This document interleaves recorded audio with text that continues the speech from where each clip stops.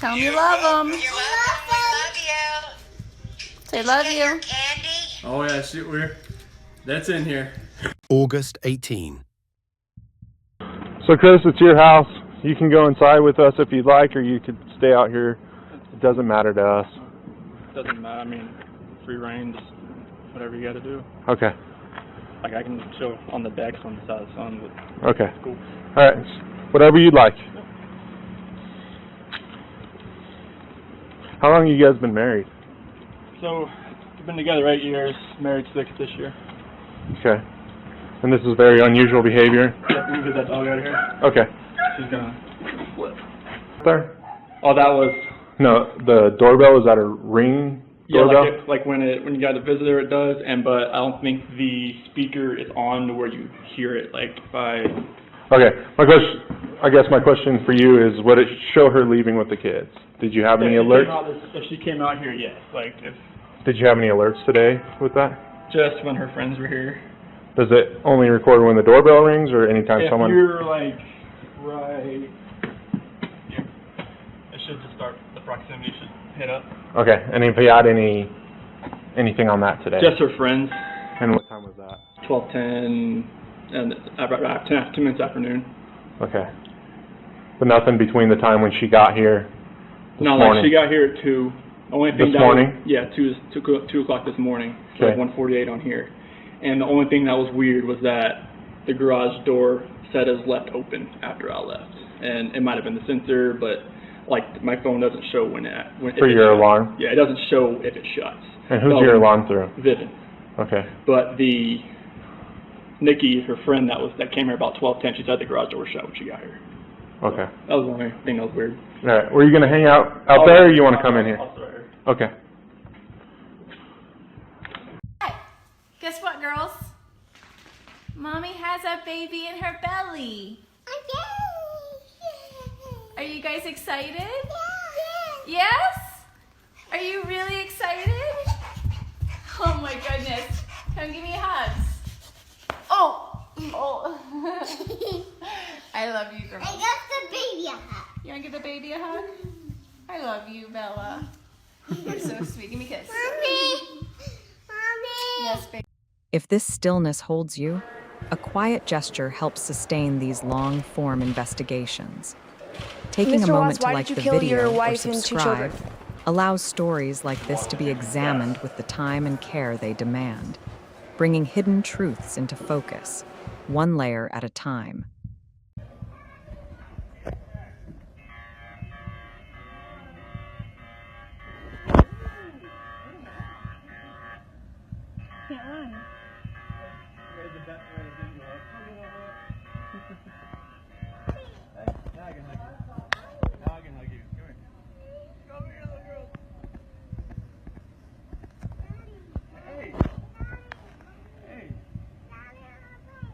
Airplane. I know.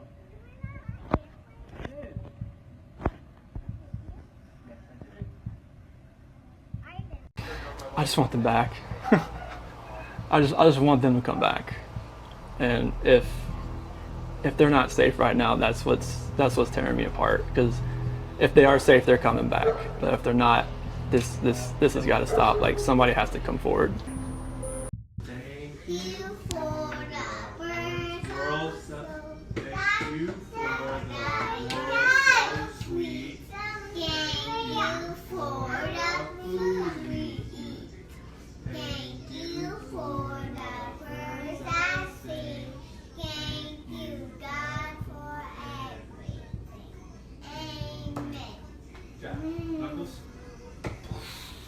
Past 3 months I barely slept because I've been going through a lot of different emotions because I did not see this coming. You went from being my brother, my sister's protector, one of the most loved people in my family, to someone I will spend the rest of my life trying to understand. What gave you the right to put your hands on a woman, let alone my best friend, my beloved sister, your daughters, and your son? Why weren't they enough for you? In the blink of an eye, you took away my whole world, the people that mattered to me the most. Everything in my life I loved, your children. They trusted you. They loved you.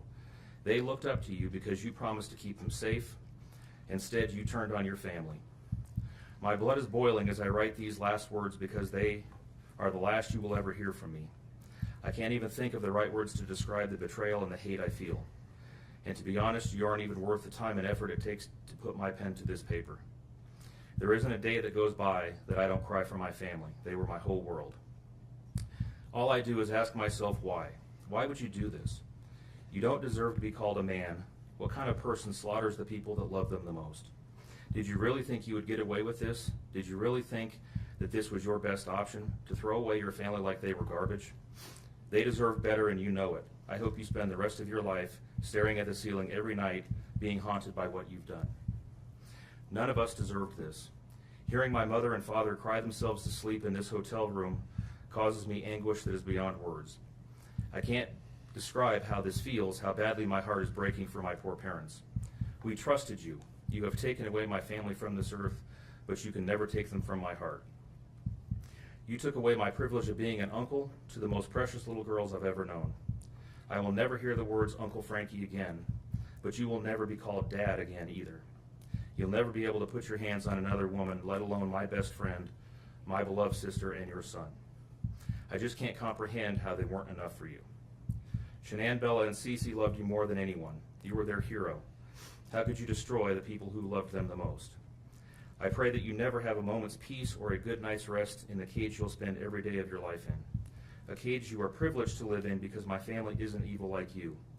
We begged the district attorney to spare your life because despite everything, we believe that no one has the right to take the life of another, even someone like you. I feel sorry for your family. I know the pain that they must feel knowing that they can't hug you, because that's how my mother, father, and I feel every time we cry for our family. Nothing hurts more than watching or hearing my family weep for their loved ones. I just wish that I could tell that you would tell the truth, but I know that that is asking for more than you are capable of. I stayed up all night writing this statement. I don't sleep because of you. My life will never be the same because of you, but at least my conscience is clear. I get to live free, but I can't say the same for you. I haven't slept in 2 days because I've been anxiously waiting for this moment, the moment I get to tell you how I feel, how this has affected my family and I. My family and I can finally grieve after today. If anything, we will come out of this stronger today than we were before, and we will continue to pray for your family. Sincerely, Frankie Rusick. Thank you, Jameson.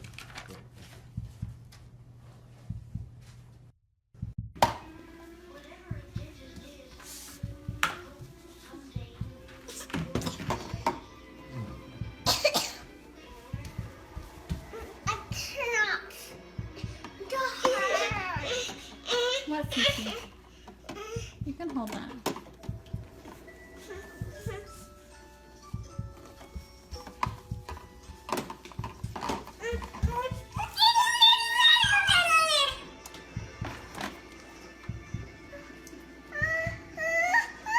Objectively say that this is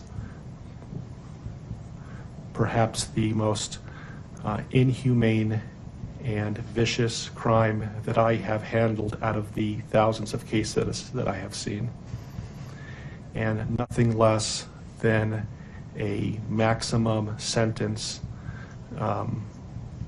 would be appropriate, and anything less than the maximum sentence would depreciate the seriousness of this offense.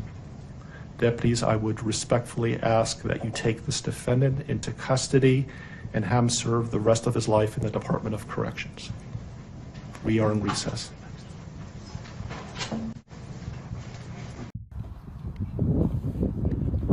You're doing a good job, Ella.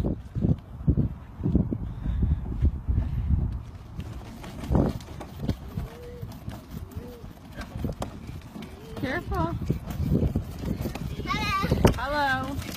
Hey, wait, we gotta stop. We're gonna stop before we go across the road. Look both Remember? ways. Look both ways. Your hair came out. Yeah, she pulled them out. Pulled him out. Hey, no cars coming. Hi, Cece.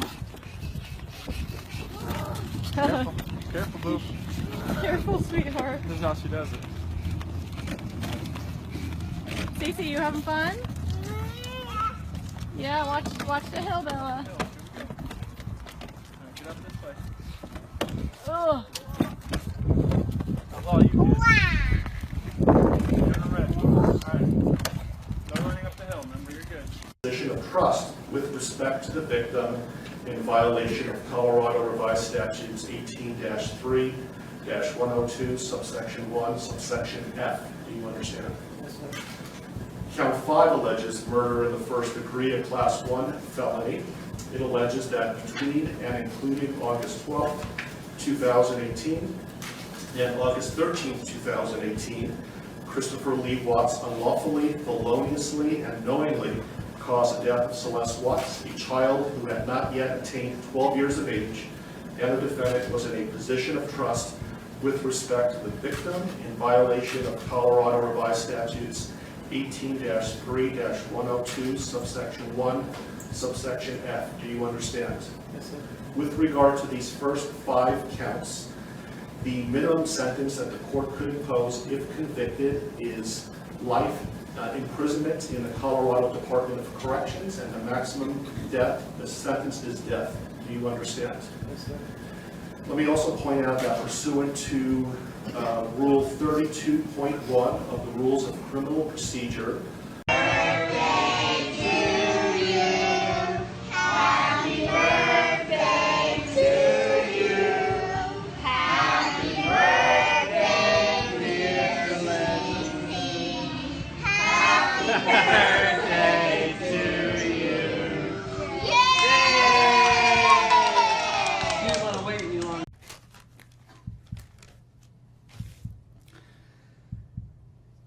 What I'd like to say to the court is that Shannon, Bella, and Nico are loving, caring people. They love life. They love being around people who love them. They always had good times. This is the first time they went to the beach this year, and they loved it. But God only knows what happened that night. Life will never be the same without Shannon, Bella, and Celeste and Nico. Had all their lives to live. They were taken by a heartless one. This is the heartless one, the evil monster, who dare you take the lives of my daughters Shannon, Bella, Celeste, and Nico. I trusted you to take care of them, not kill them. And they also trusted you. The heartless monster, and then you take them out like trash. You disgust me. They were loving and caring people. You may have taken their bodies from me, but you will never take the love they had from me. They loved us more than you will ever know, because you don't know what love is, because if you did, you would not have killed them. You monster, thought you would get away with this. I don't know how. The cameras do not lie. You carry them out like trash of the house. Yes, I seen the videotape. You buried my daughter Shannon and Nico in a shallow grave, and then you put Bella and Celeste in huge containers of crude oil. You heartless monster. You have to live with this vision every day of your life, and I hope you see that every time you close your eyes at night. Oh, I forgot. You have no heart or feelings or love. Let me tell you something. I will think of them every day of my life, and I love them every day of my life. Prison is too good for you. This is hard to say, but may God have mercy on your soul. I hope you enjoy your new life. It's nothing like the one you had out here. May the courts have no mercy on you. It's hard every day. It hurts in so many ways. I have heard people say that you're not a monster. No, you are not. You're an evil monster. Thank you. Love you, Shannon, Bella, and Nico. Love you, Pop and Dad. And one other thing. And Shannon says she is super excited for justice today. Thank you, Your Honor.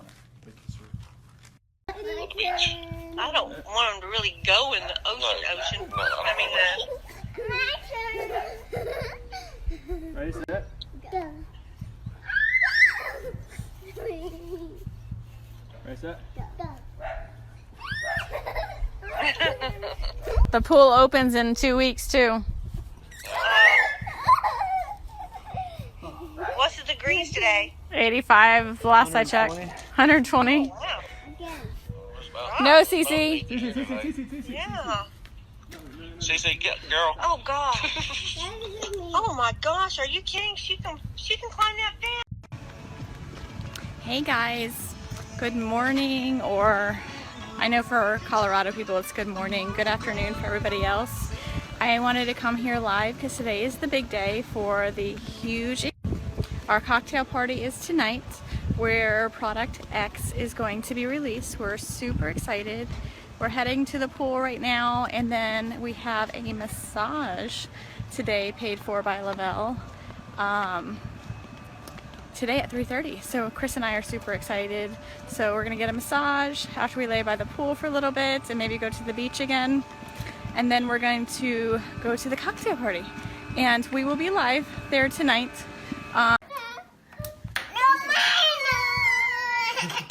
Girls. Oh, CC Bella. Okay, you want chocolate? No chocolate? Hey, if you want chocolate, you just get this bowl. You want this one, bigger one? We're gonna go. I love you too. This is the morning. This is why I love that I thrive. No candy, Mama. I don't have candy. No, Bella. Bella, you can't play with Mommy's lotion. So this is addiction palette number 5. She keeps stealing my makeup. I'm telling you, this is why I lose makeup. She just grabbed my lipstick. I'm wearing my LuLaRoe today. Sorry guys, I'm dropping everything because of this child of mine. Hence why I lose makeup, you guys. Bella seriously destroys my girls steal my makeup, and I'm Bella particularly. Bella steals them and breaks them, as you saw her do in action today. But here's my Christmas leggings. Can you see them? I haven't been able to get a picture of them yet because Bella doesn't take good full shot pictures yet. Grinch over here. Bella. We have the Grinch over here. We have the Grinch. We have the Grinch here. I don't want to be in it. Get lower.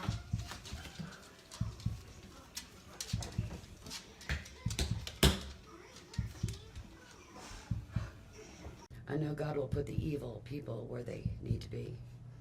I also want to take the time to thank the town of Frederick, Greeley, FBI, the DA's office, the CBI, for exceptional work. We thank Nicole Atkinson, Shannon's neighbor Nathan, and his family. To me, they're our heroes. They really are. God bless. God makes no mistakes on who he puts in your life. Marriage is about love, trust, and friendship and unity. We marry for sickness and health, to death do us part. Our daughter Shannon loved you with all of her heart. Your children loved you to the moon and back. Shannon's family was her world. Shannon put a crown on your head. But unfortunately, the day that you took their life, God removed that crown. We loved you like a son. We trusted you. Your faithful wife trusted you. Your children adored you, and they also trusted you. Your daughter Bella Marie sang a song proudly. I don't know if you got to see it, but it was Daddy, You're My Hero.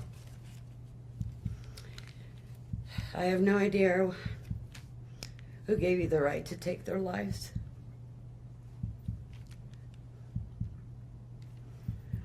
But I know God and his mighty angels were there at that moment to bring them home to paradise. God gives us free will. So not only did you take the family of 4, your family of 4, you took your own life. I want the world to know that our daughter and her children were so loved by us. There will always be protected by God and his mighty angels. I didn't want death for you because that's not my right. Your life is between you and God now, and I pray that he has mercy for you. From Shannon's mother, Bella Marie, Celeste Catherine, and Nico Lee's, Nana. Thank you, Your Honor. Cece, play patty cake on Daddy's head. Yeah, she's gripping it right now. Cece, play patty cake on Daddy's head. Go whack-a-daddy. Don't do that, Cece. Don't do it. Someone's got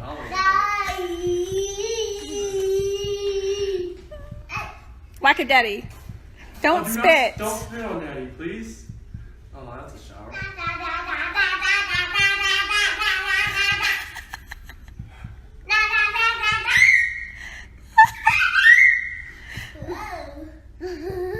Careful, Bella, don't fall, okay?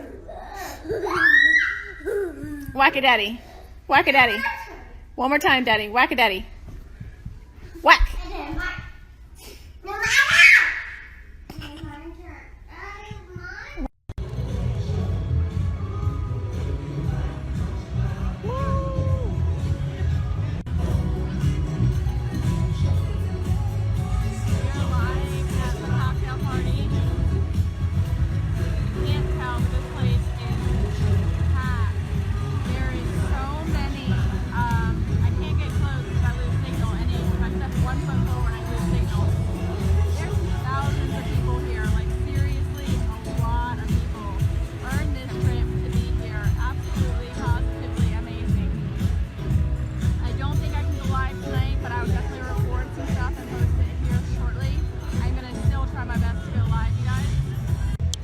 Everyone needs to deserve this. Everyone. Absolutely everyone.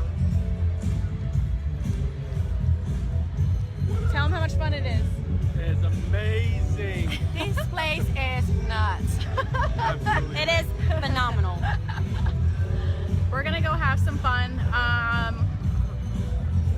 Get to hear what's coming out. It's absolutely exciting. We're super excited.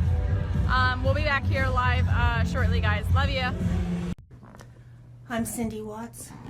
Ron Watson. Thank you. And I have authorized you to make a statement to the court as paternal grandparents of the children. And if you choose not to make a statement, but your designee, Ms. Powers, chooses to, she can do so as well. How would you like to proceed today? I want you to start, but I would like to read Who's going to be speaking today? Your Honor, initially, they've asked me and they're hoping that they have the strength to speak, but if they do not, they've written out their statements and asked me to finish for them. So That would be fine. Who would like to go first? if I could start, Your Honor. On behalf of the Watts, Your Honor, and to the community, we thank you for the opportunity and the recognition under the Victim Bill of Rights. We come today as the grandparents and the parent of the daughter and children whose life was taken in this case. We are not here to ask for leniency. We are not in any way condoning or tolerating the crime that has occurred and the pain that has been caused. We join in our daughter-in-law and grandchildren's family in saying this should never have happened. This is not condonable. This is something that we will never get over. We appreciate the consideration that everyone has paid, most especially the families that have lost everyone. We appreciate that they begged for Christopher's life. We agree and echo what they have said, that it is not his place to take anyone's life, nor would it be our place as a community to take his life. So we thank you for the opportunity and for every consideration and effort that's been put out. The prosecution in this case has in fact respected the Victim Bill of Rights. They took the time to explain that the information that my clients had at the time that they were interviewed was not correct. They were misinformed. They were searching for answers. They were not intending to cause any pain to anyone, and they appreciate that the prosecution answered their questions and gave them the time and the respect and the consideration so that they could tell this court and everyone in this community that the interview content was not their message, that they accept that their son has done this, that they accept that he chose to plead guilty, that he sought and requested their consent and agreement for a life sentence. They appreciate that he is given the opportunity to serve that life sentence. It is his responsibility, it is his sentence, and it is not enough to make up for what has done. We understand and we join the family in that we have questions. We don't know how such a thing could possibly happen, or that a man that was responsible for raising his children and protecting his wife would take the steps that he did, and that he would disregard their bodies and the love that he had for them and they had for him and everyone else, and take the gestures and put this community through the investigation and the discovery and the responsibility of bringing justice. We do not understand that. We do not think it was appropriate. We cannot begin to think that an explanation will ever justify it. My clients indicate that they understand that a full opportunity for a confession with all of the responsibility and accountability has not occurred. And they support the family and the request that that happen, if not today, at an appropriate time, in an appropriate manner, so that everyone can have peace, to understand to the best of their ability the details that they need and to have their questions answered. And by giving this opportunity of a life sentence, we hope that he embraces that moment. That had the death penalty been pursued, there would not have been an opportunity to be accountable and to give a full confession. And had the death penalty been sought, counsel would have fought for his life, the prosecutors would have been engaged in a multiple-year battle, the families would have been torn apart, this community would have had to subsidize it and endure it, and we have so much respect and gratefulness that that did not happen. We would strongly encourage Christopher Watts to give that full confession in the tone and in the timing that he thinks is appropriate with the guidance of his counsel. We feel that it would be appropriate and helpful to ease the pain and the suffering. But we also say we don't think that there's anything that he can say that will ever account for his behavior. There's nothing that can be done to cure the harm he has caused. And he has the responsibility to serve his sentence with dignity and with regard for everyone, and to spend every breath that he has left in an atonement for what he has done. Do you want to read it? So if I could just have you state your name for the record. Cindy Watts. Thank you. My name is Cindy Watts. I am the grandmother of two beautiful granddaughters, Bella Marie, Celeste Catherine Watts. I am also the mother of Christopher Watts, who I will be directing most of my statement to. First, I'd like to begin by recognizing the absolute horror of this crime and acknowledging the devastating loss that both the Rusek family as well as our family have faced. Our families have been irreparably broken by the needless deaths of Shanann, Bella, Cece, and Nico. This is something we will never get over. We will always mourn the loss of our family, and in that we are united in our grief. I am still struggling to understand how and why this tragedy occurred. I may never be able to understand and accept it, but I pray for peace and healing for all of us. Now to my son Christopher. I have known you since the day you were born into this world. I have watched you grow from a quiet and sweet, curious child who Bella reminded me so much of, to a young man who worked hard in sports and later mechanics to achieve your goals. You are a good friend, brother, father, and son. We have loved you from the beginning, and we still love you now. This might be hard for some to understand, how I can sit here under these circumstances and tell you, although we are heartbroken, although we can't imagine what could have led us to this day, but we love you. Maybe you can't believe it either. As the Lord said in Jeremiah 3:31, I have loved you with an everlasting love. Therefore, I have continued my faithfulness to you. And you, as your mother, Chris, I have always loved you, and I still do. I hate what has happened. Your father and sister and I are struggling to understand why. But we will remain faithful as your family, just as God remains faithful because of his unconditional love for us all. We love you. And we forgive you, son.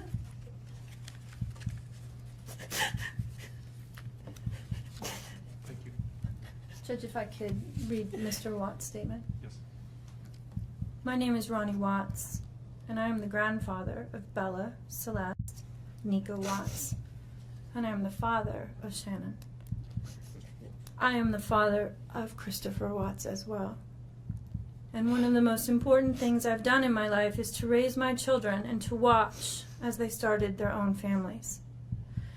I spent many years coaching Little League and talking to my son, taking him to the races, and sharing my love and knowledge of cars with him. He was just as involved with his girls. I believe he loves his girls. I know he does. This tragedy has impacted my family in so many ways. Beyond losing my precious grandchildren, our beloved daughter-in-law, we are forced to question everything. We still don't have all the answers, and I hope one day, Christopher, you can help us. Chris, I want to talk to you as a father and son. You are here today accepting responsibility, but I want to tell you this now. I love you. Nothing will ever change that. And I want you to find peace. And today is your first step. The Bible says if we confess our sins, God is faithful and just and will forgive us. Chris, I forgive you, and your sister forgives you, and we will never abandon you, and we love you. Dad. Judge, thank you for the opportunity to address the court. Hey everybody! So I'm home with the family, and they're excited to try the new Pro Bars, and they came in, I think, yesterday. So we have cookies and cream, and we have lemon meringue. Who wants Pro Bars? I do. All right, so do you guys want lemon meringue first, or do you want cookies and cream? Cookies. Cookies? I want that. You want the lemon meringue? All right, since I have this one open, let's try this one first, okay? Cookies and cream. And Daddy's gonna try it too. Yeah. Are you both? Yes, so everyone's gonna try Chris cookies and cream. All right, Bella gets cookies and cream, Cece gets cookies and cream. Ready? Ready? Set. You're the taste testers. Yummy. Is it yummy? What's it taste like? Chocolate. Chocolate. What else? Watermelon. Watermelon. What's it taste like, Cece? Chocolate. Chocolate? Uh-huh. Is it delicious? Daddy? Oreo wrapped with vanilla. It's nice. Oreo wrapped in vanilla? Mhm. Is it yummy, Cece? Is that good, Bella? I think they like cookies and cream. Okay, so let's try the lemon meringue. Hey, everybody. So, a little crazy over here. Cece loves the cookies and cream. You like it? Yeah, good thing. Don't mind me. It's been a long travel day yesterday. Been cleaning, regrouping today. Hey, Jen. Okay, so Chris, this is the lemon meringue. Nope, that's Daddy's. Here's yours. Wait, don't take. Wait. Here, Bella. Okay, this one's lemon meringue. It's like the pie, but better because I don't like the pie. Ready, set, go. Ready? Hey, Jessica. That's so good. How's that taste, Cece? Good. Good? Yeah? Do you like that one better? Me too. I like it. What's it taste like? You like lemon meringue pie? Straight out the box. Bella, what's it taste like? I don't like it. You don't like that one? Bella doesn't like that one. That's okay. You like the birthday cake, right? And the cookies and cream? Mm-hmm. Yep. Dieter, do you want some? Yeah, Dieter wants some. All right, so which one's your favorite out of all the Pro Bars? Hey, Wendy. I would say lemon meringue. Lemon meringue? Mm-hmm. What's your favorite, Cece?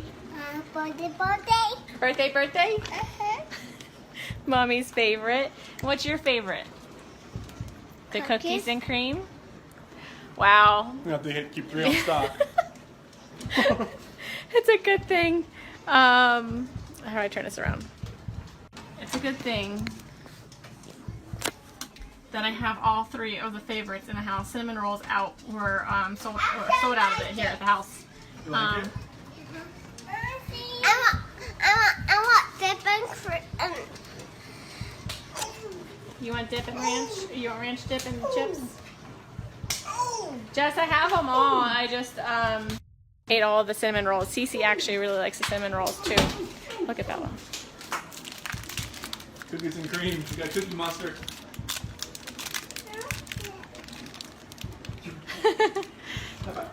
I'm guessing you like it, kiddo. You like it? You want the lemon meringue, Cece? No, she didn't like that one. Daddy will finish it. Yep. All right, you guys. So that's our family. Making sure I didn't miss anything. Hey, everybody. So we're a mixed family. Apparently, birthday cake is a winner for me and Cece. Bella loves the cookies and cream, and Chris is lemon meringue. Surprisingly, because he's a cookies and cream guy. Yeah. So super excited. I love it that it's a healthy snack, and Cece can eat it because she has a tree nut allergy. And none of our products are made in a facility that handles nuts at all. So Cece can have them. There's 0 nuts in them, and it's the only go-to bar. We can't do processed bars. We can't do anything like that because Cece can't have any of it because it's all processed in a plant where there's tree nuts or nuts. So it's really nice that she can have it. It's a quick snack for mommy. It's always in my bag, and I can just give it to her. And I heard you, baby. I heard you. She wants ranch and dip. She's my child. Thanks, Kat. So it's really nice. It's convenient for me as a mom that I can just carry them in my purse and always have something for her. So super excited. The Pro Bars are amazing. They're a great snack, low carbs, low sugar, 2 grams of sugar in all of them, I think. But yeah, 2 grams of sugar and 20 grams of protein. So they're really good for you. So you guys have a great night. Love you. And we're going to be, Cece and I are fighting over the birthday cake. So, all right. Say bye. Bye. See ya. All right. Bye, guys. Your Honor, there are no words to adequately describe the unimaginable tragedy that brings us before this court today. By my comments, I'm not even going to try to express the horror, the pain, or the suffering that the defendant has caused to these families, to this community, and to all who were a part of this investigation. However, I do want to spend a few minutes sharing with the court the details of the crime, as so far you've only had an opportunity to review the affidavit and a few facts here and there that have been offered to the court in the motions and pleadings that have been filed. The questions that have screamed out to anyone who will listen since August 13th of 2018 are why and how? Why did this have to happen? How could a seemingly normal husband and father annihilate his entire family? For what? These are the questions that only one individual in this courtroom or on this planet knows the answers to.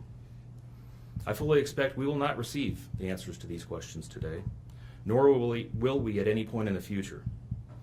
I don't expect that he will ever tell the truth about what truly happened or why. Even if he did, there is no rational way that any human being could find those answers acceptable responses to such horrific questions. The best we can do is try to piece together some kind of understanding from the evidence that is available to us.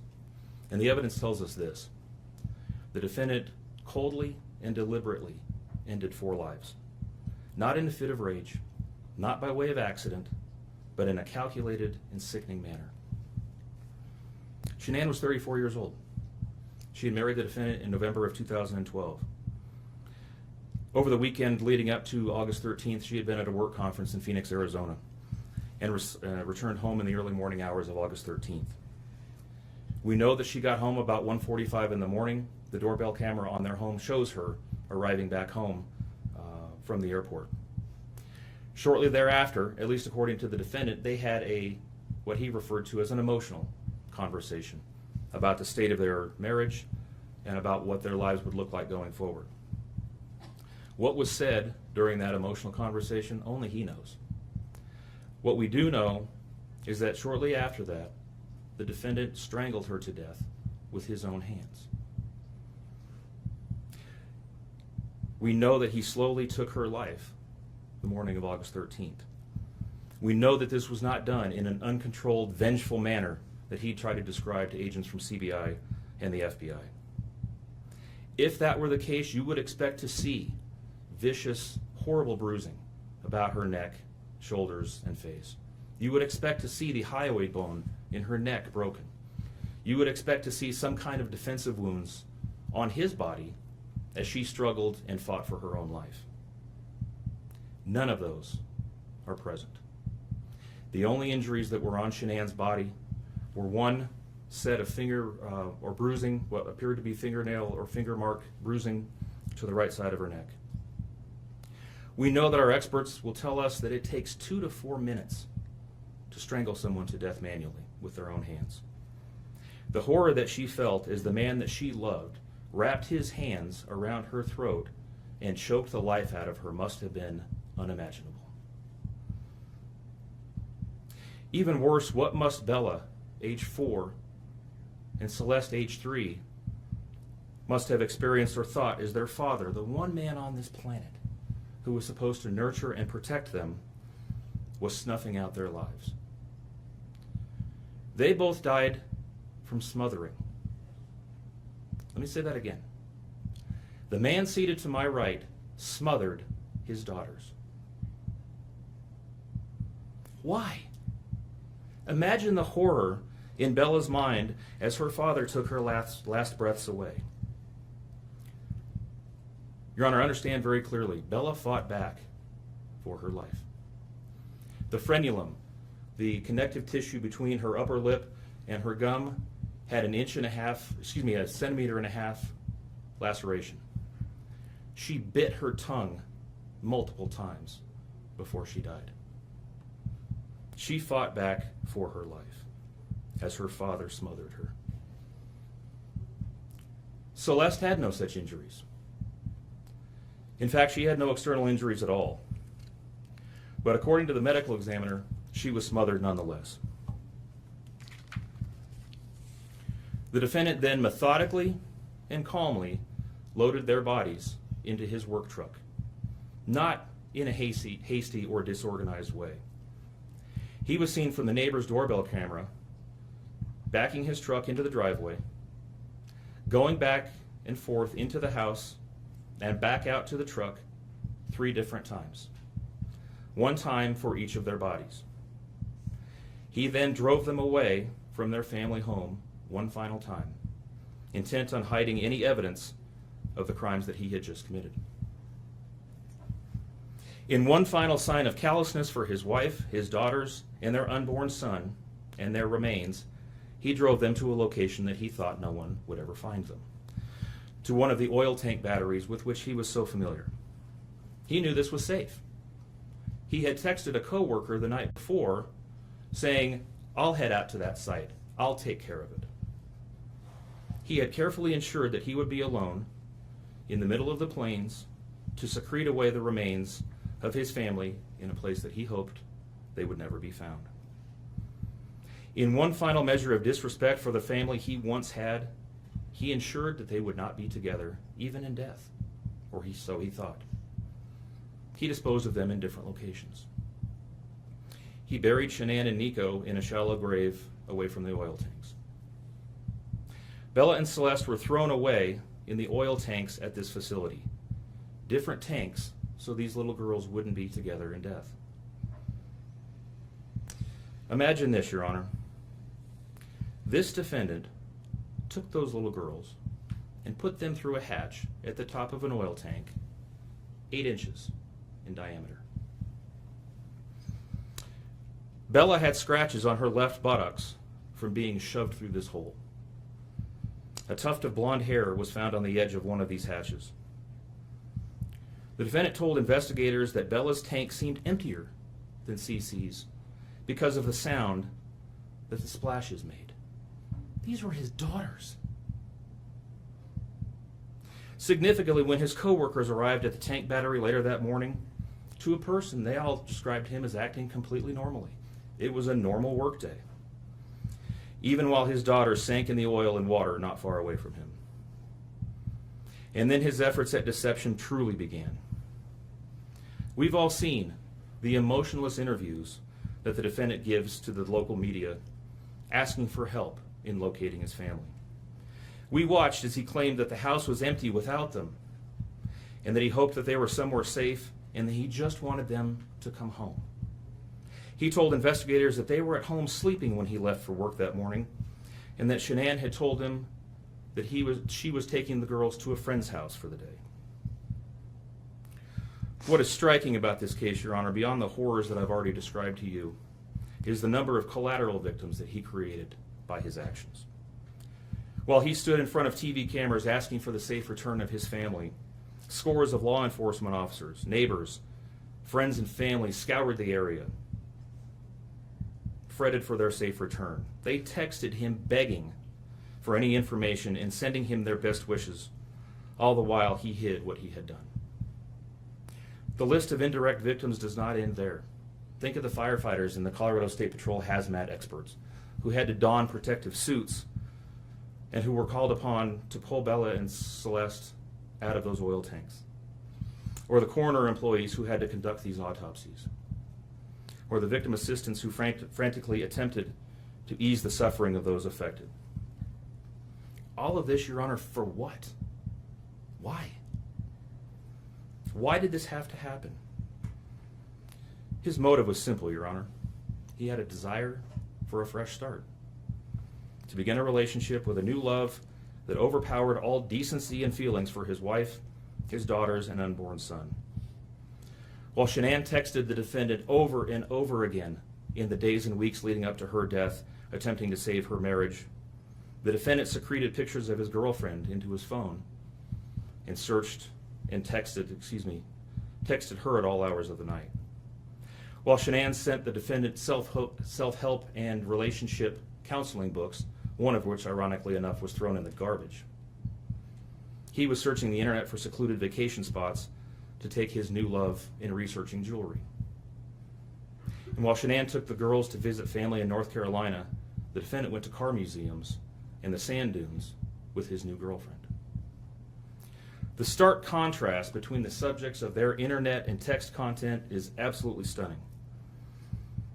Even the morning after he killed them and disposed of their bodies, he made several phone calls. One was to the school where the girls were supposed to start, telling the school that that the girls would not be coming to school anymore, that they were being unenrolled, presumably to give him some more time before law enforcement notification about them going missing.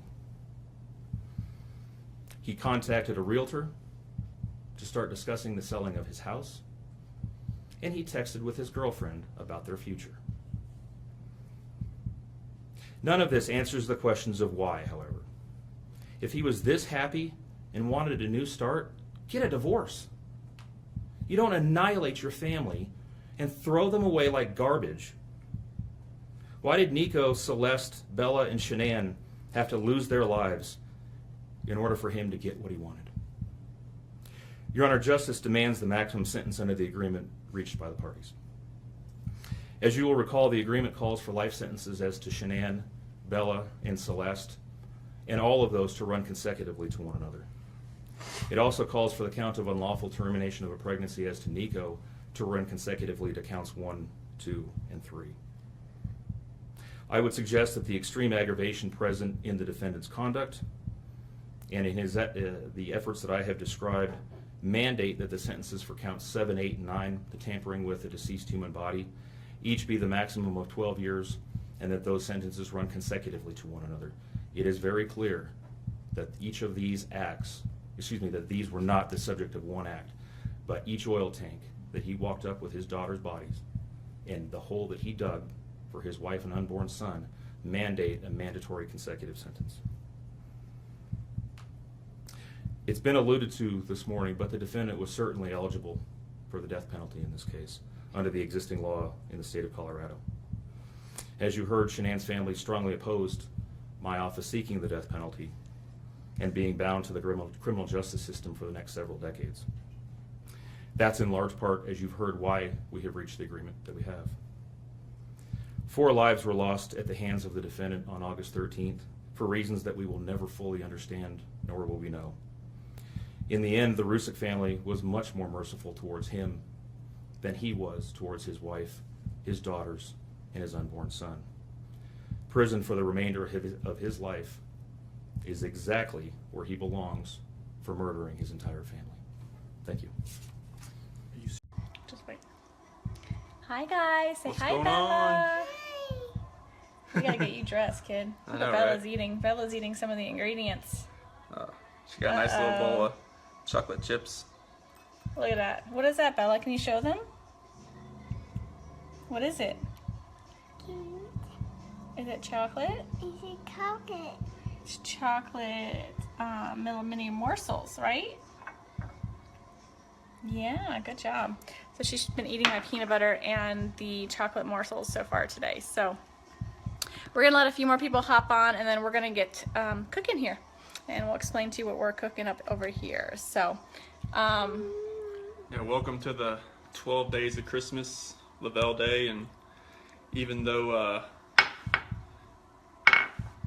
I like to claim that I could probably cook, I can't at all. So I'm gonna let my wife do all the cooking. She's gonna make up some Thrive Bites for us. and I'm gonna go wash my hands real fast. Uh-oh. She's gonna leave me here alone. Oh, we got some people joining. Bella, look. Got people looking at us. Say hi.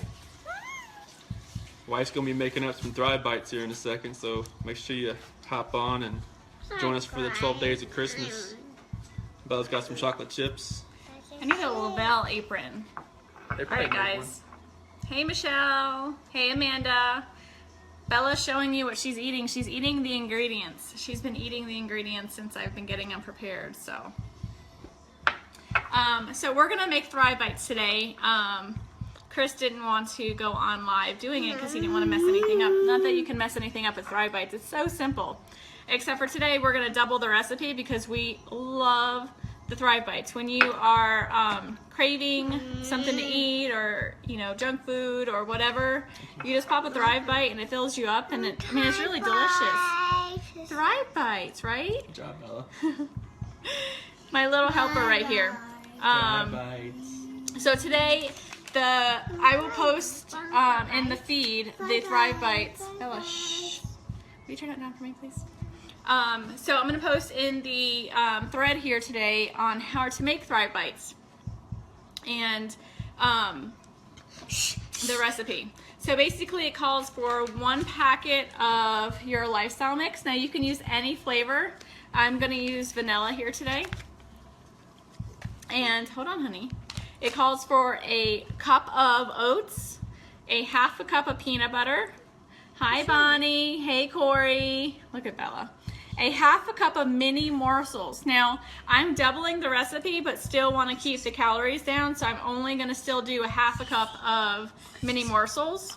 It does also, you can add anything into it, like coconut, peanuts, walnuts, whatever you want. It's up to you. You also add a 1/3 cup of honey, a 1/2 cup of ground flaxseed, and a teaspoon of vanilla. I don't know if I mentioned peanut butter, but also 1/2 cup of peanut butter. Again, I'm doubling the recipe, so everything I'm doing here today is going to be double. Hey, Madison. Take care of my dad while he's there with you this week. All right, guys. Sorry. So first I'm going to add my oats. These are so good. We can't keep them in the house. So then I added, the mini morsels. I add the ground flaxseed. So I always add all the ingredients. I'll just add the rest of Bella's. I add everything that's easy to mix. And so I'm gonna pour our premium lifestyle mix in a cup so you guys can see the consistency. It is micronized. It is fine. Very, very, very, very, very fine. Hey, Christine. So if you guys, probably can't see that way here. So if you can see how finely micronized it is. I mean, literally it's thinner than powder. I mean, flour. I don't know if you guys can see that very well. So, hey, Mandy. So the Thrive Premium Lifestyle Mix is so fine. I mean, it's very, very, very fine. Let me find the other one. So you add 2 of those because, like I said, I'm doubling the recipe. Hey, Sharon. And so now I just pretty much mix this. And then I'm going to add the honey, the peanut butter, and the vanilla. So look at this so far. Hey, Sarah. So look at our little Thrive bites so far.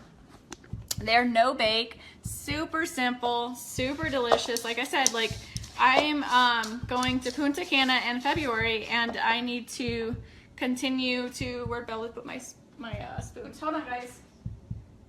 I think she took my, hold on.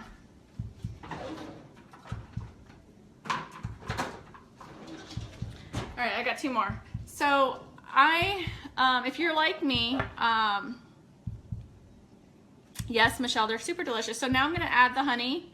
So I'm going to Punta Cana in February, and as much as I want to get into the gym, and I'm working on trying to find the time between work, you know, being a stay-at-home mom with the 2 girls, life and everything, it's really hard to get into. I just added the vanilla, sorry. It's really hard to get myself into the gym as much as I really want to. I've been doing some kind of like mini workouts at the house, like squatting and things like that, but it's hard for me to get to the gym. And being a stay-at-home mom during the day and working overnight shifts, you tend to snack a lot because you're always around food, and you know, whatever happens, you know, the kids are eating snacks, you jump on snacks.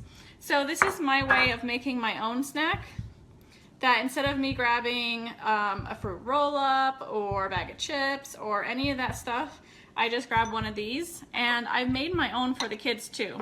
So they have their own little protein bites Bella loves. So now that all my ingredients are in here, I'm just going to mix it up really good. And as you guys know, messing with peanut butter, it's fun. So, sorry, I don't like a mess when I'm cooking. Not that I'm cooking. I know, Bonnie. So Bella does squats with me at the house because, you know, we all gotta work up the backside, right? So I am doing squats at the house, and it's super funny because she tries to do them with me. And so here comes Cece, the sumo wrestler, doing squats in my living room because she literally looks like a sumo wrestler when she's doing them. Yeah, Mandy, so that is my favorite side effect. And you know, the thing is, it's not a weight loss company. And as you know, I use you as an example because you are super skinny when you started Thriving. And so like, it's not a weight loss company, but you know what, with anything you can do, you can manage your weight, you know, with just the small things that you do with cutting out junk food. Like that's what has happened with me when I started the Thrive experience, is I no longer crave a lot of the junk foods as I used to crave. And being lazy from, sorry, I'm getting another spoon.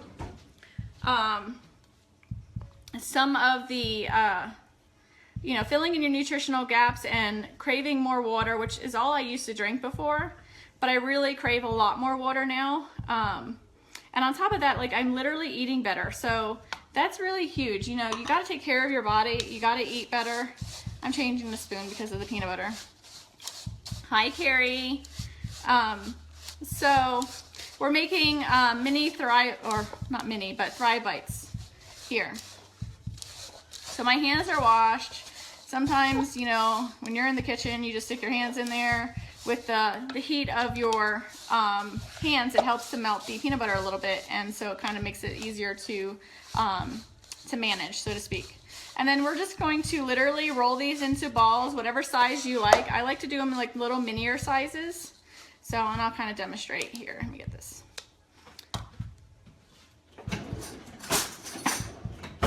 So, get your hands dirty. I take about a teaspoon size. You can see that.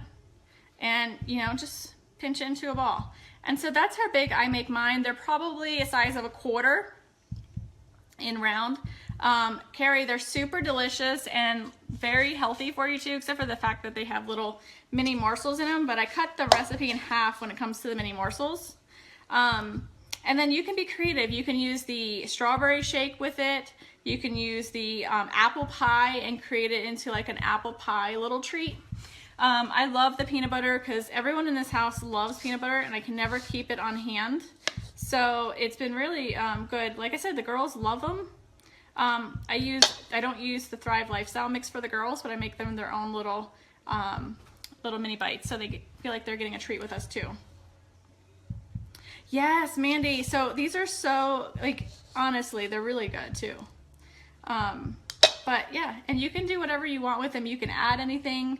I'm not a coconut person, so I don't add coconut to mine, but you can add chunky peanut butter. You can add anything, you know, that you want. Stick them in the fridge, let them chill, and then put them in a little container, and then you're good to go. Grab and go. How many spoons are you required? Listen. I use like one sometimes, but like it's sticky, and you know, usually I just use my hands a lot. Of course they're clean, but you know, I'm trying to be, you know, proper, like professional TV cook, you know. I don't qualify though. So, give me 1 second. They're really good. You guys really have to try them. I will post them in the thread here. I am down 28 pounds since I started the Thrive Experience, and going to Punta Cana in February, I'd like to be down another, you know, a good 5 to 10 pounds. And so this is a really good way for me to do that. And I'm going to show you kind of what they look like. I'm sure some of you have made some protein bites before. So it's super simple, you guys. Have fun with it. Bella was helping me out, but Chris took her away so she wouldn't talk on the video. Incorporate your kids, like make something for them. Like, and this is super fun. Bella likes to roll these with me, and she does a really good job with it. And it's interaction with your children too at the same time. So that's pretty much it. I'm gonna finish making these, and then I'll come back on later and show you what they look like when they're all done, even though they look the same, just a little firmer. So you guys have a great day, and I'll post the ingredients so Michelle, you can go ahead and continue shopping when you're at Walmart today. All right, guys, have a great day. These are great when you have an afternoon slump of work. Yes, so good. And you know, honestly, like I eat them throughout the day, and they're really good snacks for when I work overnights, because when I work overnights, I tend to snack on a bunch of junk food, like things that aren't good for you. And so these have been a really good supplement instead of doing that. So instead of a bag of chips, I'm eating some Thrive Bites. All right, guys, have a great day.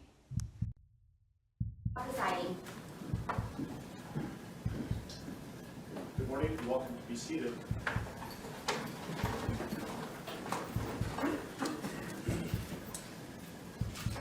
Okay, we are on the record. We are in Division 17 of the Weld County District Court, and we are here regarding Weld County case number 18CR2003, people of the state of Colorado versus Christopher Lee Watts. My name is Marcelo Cuptown, a district court judge here in Weld County, and I will be the presiding judge in this case. If I could please have the lawyers identify themselves for the record, starting with the prosecution. Good morning, Your Honor. Michael Rourke on behalf of the people. Patrick Roach on behalf of the people. Your Honor, John Walsh on behalf of the defense.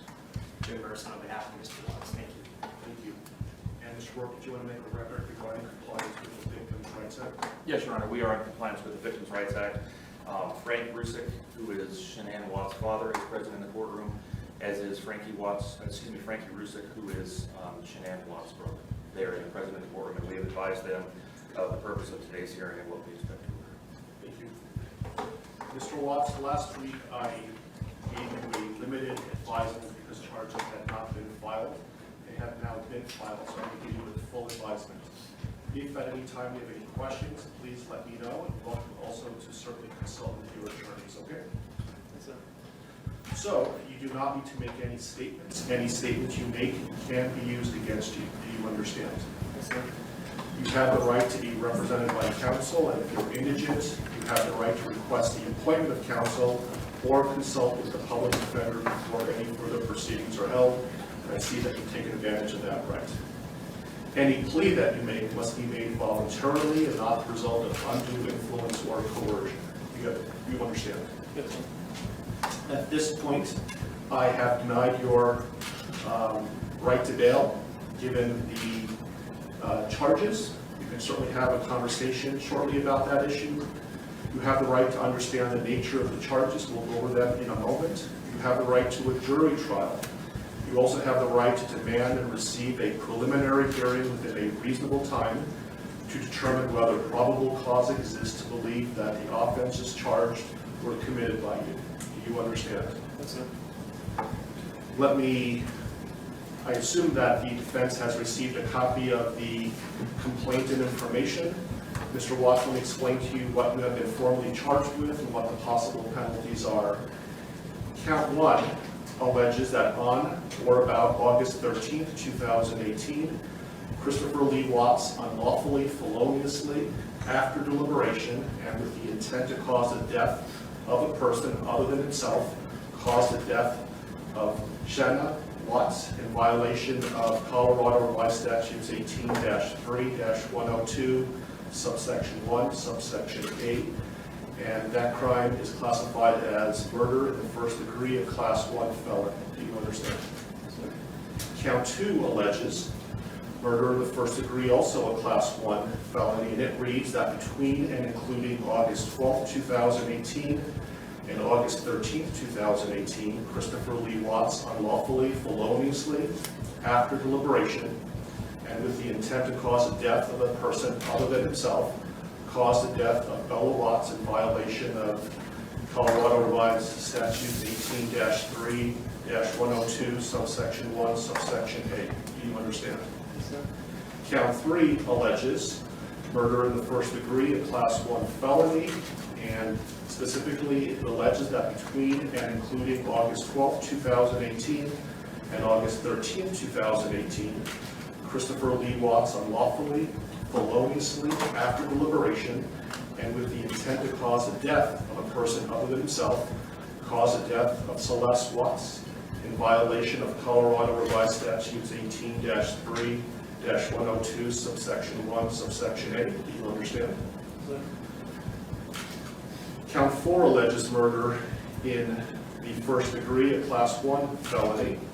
It alleges that between and including August 12, 2018 and August 13, 2018, Christopher Lee Watts unlawfully, feloniously, and knowingly caused the death of Bella Watts, a child who had not yet attained 12 years of age, and the defendant was in a position of trust with respect to the victim in violation of Colorado Revised Statutes 18-3-102, subsection 1, subsection F. Do you understand? Yes, sir.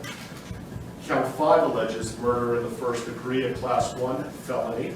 It alleges that between and including August 12, 2018 and August 13, 2018, Christopher Lee Watts unlawfully, feloniously, and knowingly caused the death of Celeste Watts, a child who had not yet attained 12 years of age, and the defendant was in a position of trust with respect to the victim in violation of Colorado Revised Statutes 18-3-102, subsection 1, subsection F. Do you understand? Yes, sir. With regard to these first 5 counts, the minimum sentence that the court could impose if convicted is life imprisonment in the Colorado Department of Corrections, and the maximum sentence is death. Do you understand? Yes, sir. Let me also point out that pursuant to Rule 32.1 of the Rules of Criminal Procedure, the prosecutor would have to file a written statement of intent to seek the death penalty no later than 63 days after arraignment. Do you understand? If a life imprisonment sentence was imposed, it would be without the possibility of parole. Do you understand that? Yes, sir. Count 6 alleges a Class 2 felony of unlawful termination of pregnancy in the first degree. Specifically, it alleges that on or about August 13, 2018, Christopher Lee Watts, with the intent to terminate unlawfully the pregnancy of a woman, namely Shanann Watts, feloniously and unlawfully terminated the pregnancy of the woman. Further, the woman died as a result of the unlawful termination of the pregnancy in violation of Colorado Revised Statutes 18-3.5-103. Do you understand? Yes, sir. The possible penalties, if convicted for this crime, is a mandatory minimum 16 years in prison up to 48 years in prison, followed by an additional mandatory parole period of 5 years. Do you understand? Yes, sir. Count 7 alleges tampering with a deceased human body, a Class 3 felony. It alleges that on or about August 13, 2018, Christopher Lee Watts, believing that an official proceeding was pending, in progress, or about to be instituted, and acting without legal right or authority, unlawfully and feloniously, willfully destroyed, mutilated, concealed, removed, or altered a human body, part of a human body, or human remains with the intent to impair it or their appearance or availability in the official proceedings in violation of Colorado Revised Statutes 18-8-610.5. Do you understand? Yes, sir.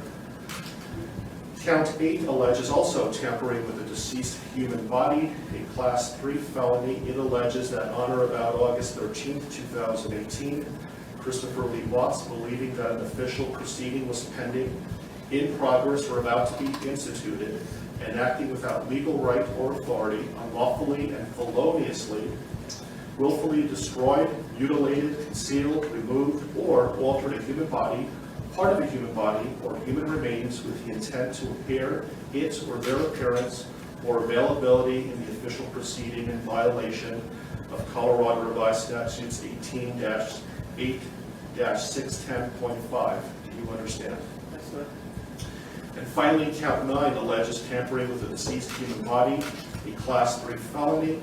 It alleges that on or about August 13, 2018, Christopher Lee Watts, believing that an official proceeding was pending, in progress, or about to be instituted, and acting without legal right or authority, unlawfully and feloniously, willfully destroyed, mutilated, concealed, removed, or altered a human body, part of a human body, or human remains with the intent to impair its or their appearance or availability in the official proceeding in violation of Colorado Revised Statutes 18-8-610.5.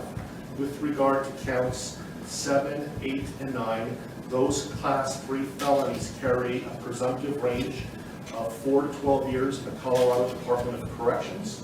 If there were sufficient mitigating circumstances, the minimum could be as low as 2 years. If there were sufficient aggravating circumstances, as many as 24 years. And any prison sentence would be followed by an additional mandatory parole period of 3 years. Do you understand? Yes, sir. Do you have any questions about what I've said so far? Yes, sir. And Mr. Merston, has your office filed a written intent to seek a proof evident presumptive for a hearing? Not yet, Judge, but we will be filing that. This case will be Mr. Walsh's and Ms. Harold's. They were the attorneys listed on the, I believe, the most recent pleading from the defense. Okay, thank you. And I would point out, Mr. Watts, that the prosecution also indicated in the complaint and information that these were acts of domestic violence. Do you understand that? Yes, sir. Okay, thank you. And so, Mr. Walsh, what is your request today? Your Honor, considering that receive any discovery of the case. We're not in a good position at this point to advise the court about what kind of time we'll need. My suggestion to the court is that the court allow Mr. Watts to reserve the preliminary hearing in the case, reserve the proof evident hearing, and set the matter for a status conference about 60 days out. So just to be clear, he is waiving his right to have a preliminary hearing within 35 days, that he's not seeking a proof evident presumption great hearing prior to the setting of the status conference in about 60 days, but he's reserving his right to have those hearings in the future, but not necessarily within 35 days. Is that right? Yes, Your Honor. We've spoken about those issues. And do you understand what we're talking about, Mr. Watts? Yes. Do you have any questions about that? Okay. And Mr. Rourke, do you have any objection to that request? No, Your Honor, that seems like the prudent way to proceed at this point. Okay. Let me give you a date that has, so 60 days is about October 20th or so. I have October 11th. Does that date work for the parties? I can go a little bit further if you like as well. I think a little bit further would make sense, Your Honor. Thank you.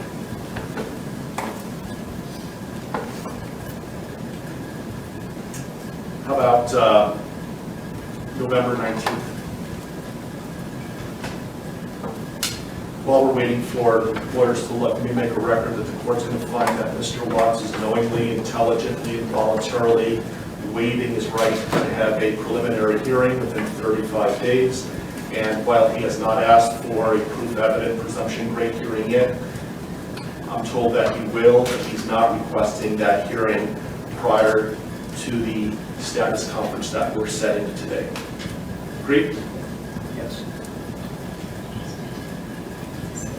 That date works fine with the defense, Your Honor. Thank you.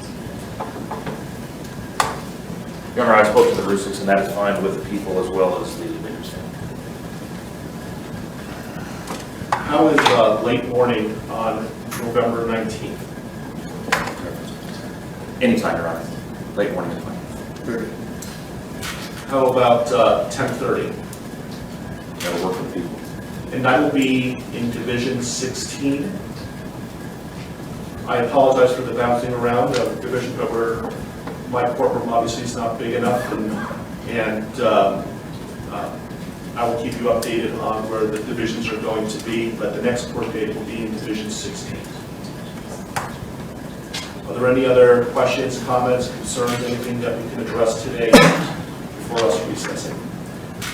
I think there are a couple of things outstanding, Your Honor, and first I wanted to address one very ministerial point of clarification with respect to the standing decorum order that the court entered yesterday.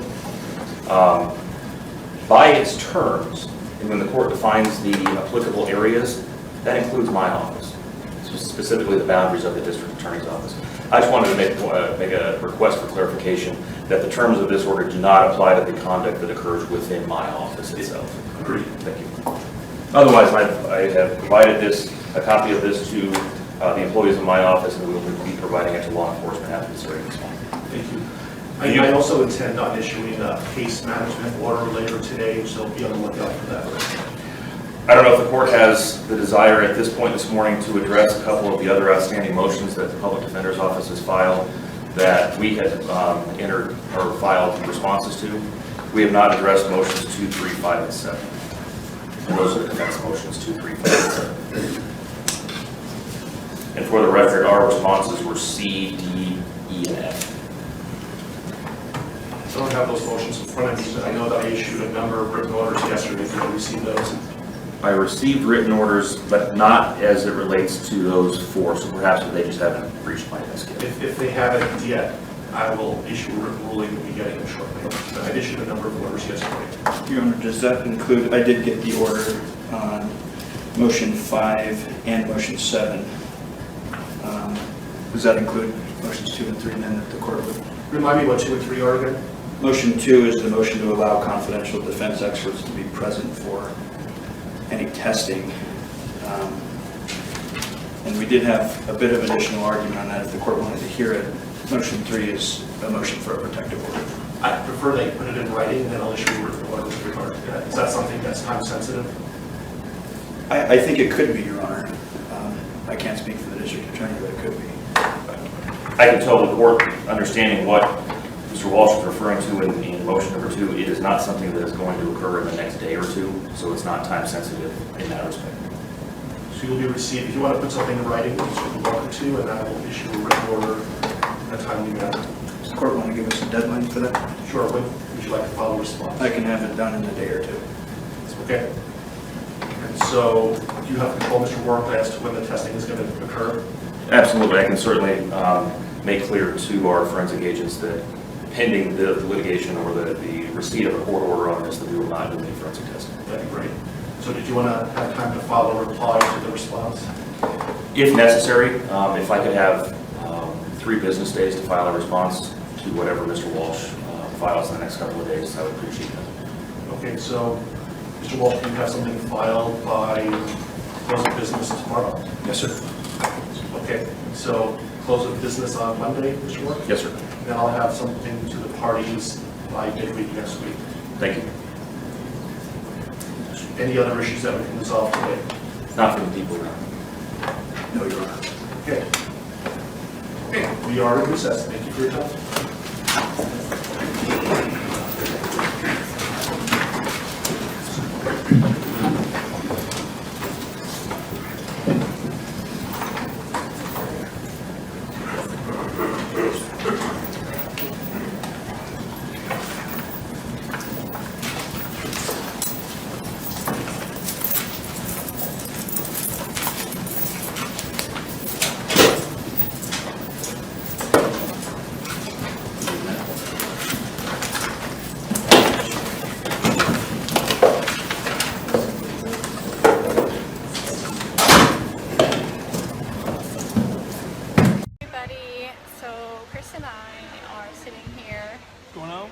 waiting to board our flight to Miami, and then we're gonna fly all the way back home to see our girls in Denver.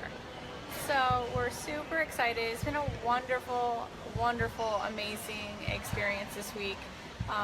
Lavelle definitely outdid themselves. Literally, this place has been paradise. We've had amazing days, spent the days at the beach, at the pool, on Sanoa Island. We went to the spa. Where else did we do? All the different lounges at night, all the different food. Hi, Sharon. The amazing, amazing food. I mean, seriously, I think I gained 10 pounds while I was here. Hey, Kevin. But it's been super amazing. We took it all in. We had a blast. We had a wonderful cocktail party on Friday night with Lavelle. Super inspiring. I can't say how great this trip has been. This trip is definitely by far one of my favorite trips ever. And I got to spend it with my husband. That's the best part. We earned this trip. All inclusive. I mean, you can't beat that, you guys. Everything's paid for. Your drinks, your food, everything by Lavelle. So it's been super amazing. We probably had, 15 hours of sleep the whole week. It's been fun. We got to mingle with our families and all our friends that we've created through Lavelle. It's been awesome to also see people that have been following me and were able to pull me out of a crowd and say, hey, are you Shanann? And that's been so awesome, so awesome that I've been able to inspire people like that. So we are grateful, extremely humbled, and blessed. All right, ready? Yeah. Hit it down there. Hit it, Bella. Hard. Hit it hard. Bend down and hit it. Come on. Oh! Nice. Oh, she wasn't hit it, Chris. Hit it hard. Oh, she did that, Chris. Nice.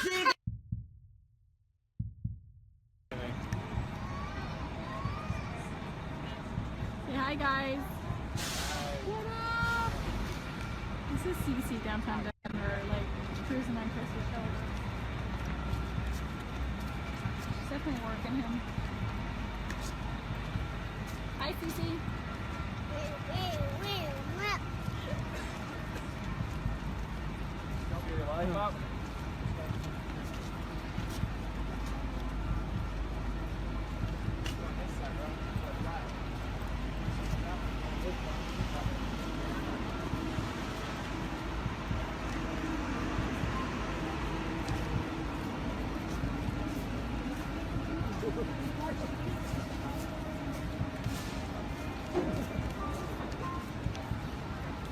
Susie's been taking a wear care on Chris's shoulders.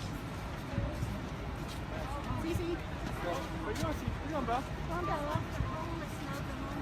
Yeah. Celeste. Bella. Come on, B. Bella's falling asleep too. Doesn't want to hold. She's doing the crab walk. Crab walk. I'm sorry. Oh, torture your children. Make them walk downtown Denver.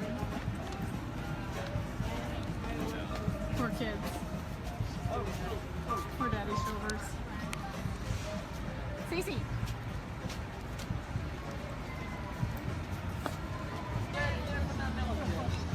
It's so good. Oh, thank goodness. It turned out nice for us. We're just talking April. They're going to do another lifestyle getaway. I guarantee one's going to be here in Denver one day. That'd be awesome. Right, Cece? Oh, yeah. You having fun, Cece? Yep. Yeah. Are you dancing? Dance, dance, dance.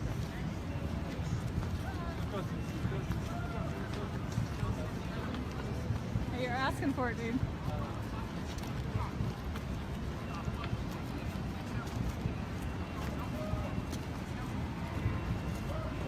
Bella said Papa's her best friend.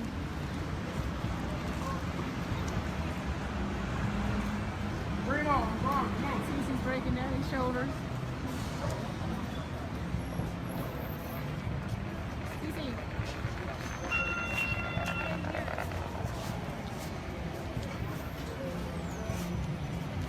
There's Mimi and Papa with Bella.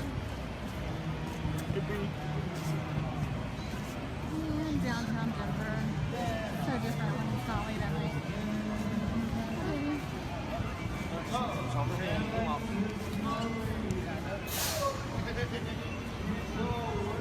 Alright guys, we're gonna head out. So I'm gonna get 8 ounces of water real quick. Hold on. Do you want to get a cup? Got Dieter here. He's not leaving us alone.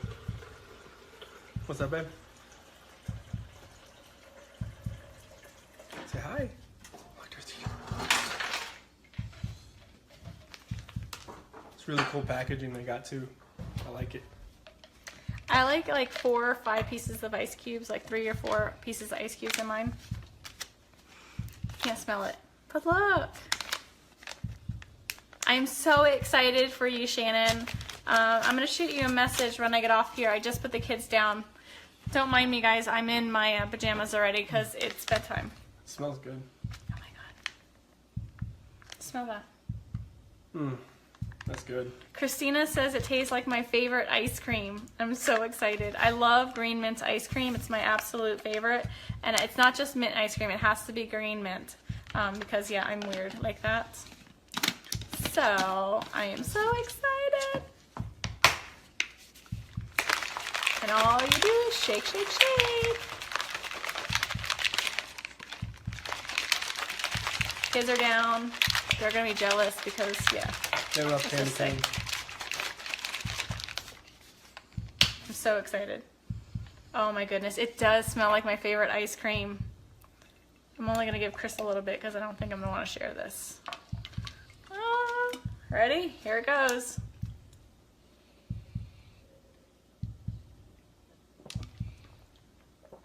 Oh yeah. It's just like mint ice cream. Oh my goodness. This is absolutely amazing.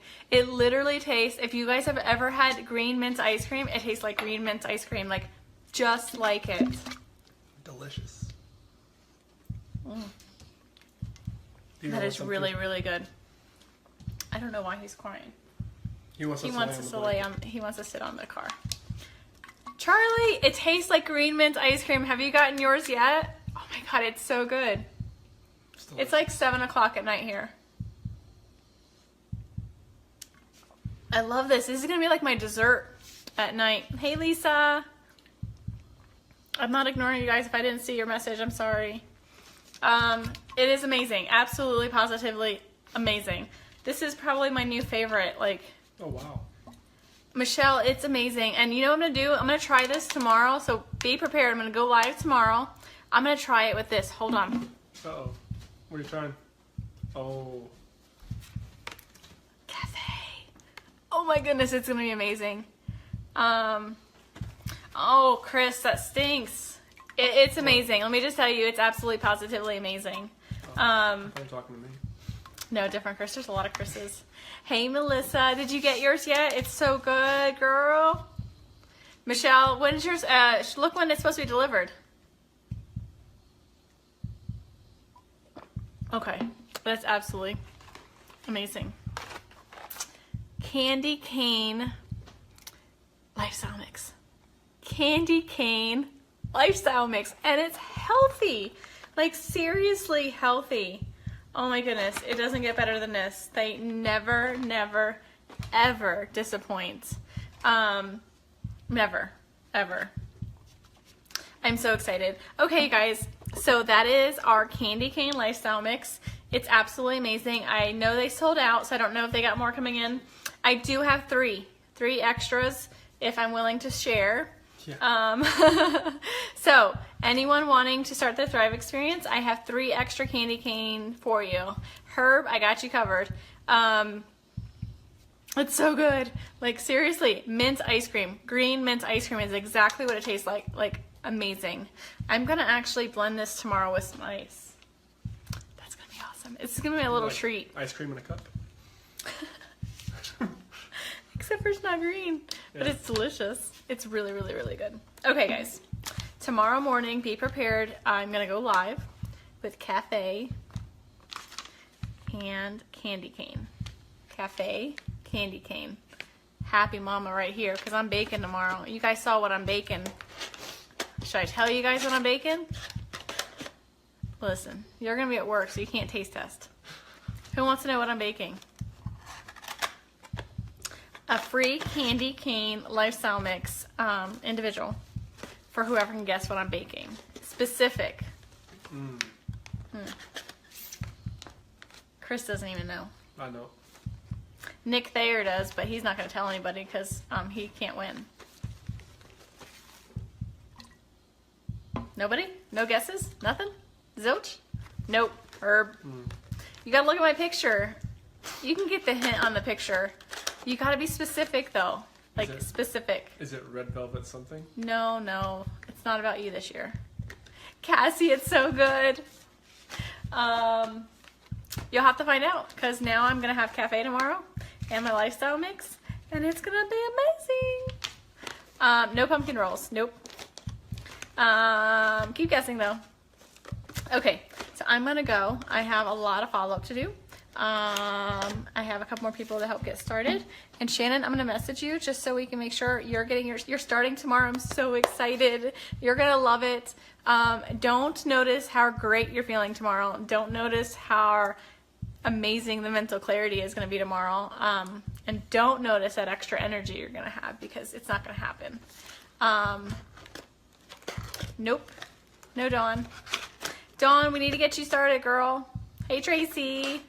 So, that was amazing. That was like my dessert for the night. Super excited. Don't mind my pajamas. I'm still in my pajamas. Or in my pajamas. And they're my onesies. I saw there's a onesie bar crawl, which should be fun. Alright, so stay tuned. Close, Chris. So, tomorrow morning, be prepared. I might wait till the kids go to school because they're not going to want me to not share. So, tomorrow morning, stay tuned. You guys have a wonderful night. I am feeling good. I just had that delicious dessert. And I'll talk to you guys soon. Say bye, Dieter. Ruff. Don't choke him. I'm trying to get his head up. Poor Deidre. He wants his mommy.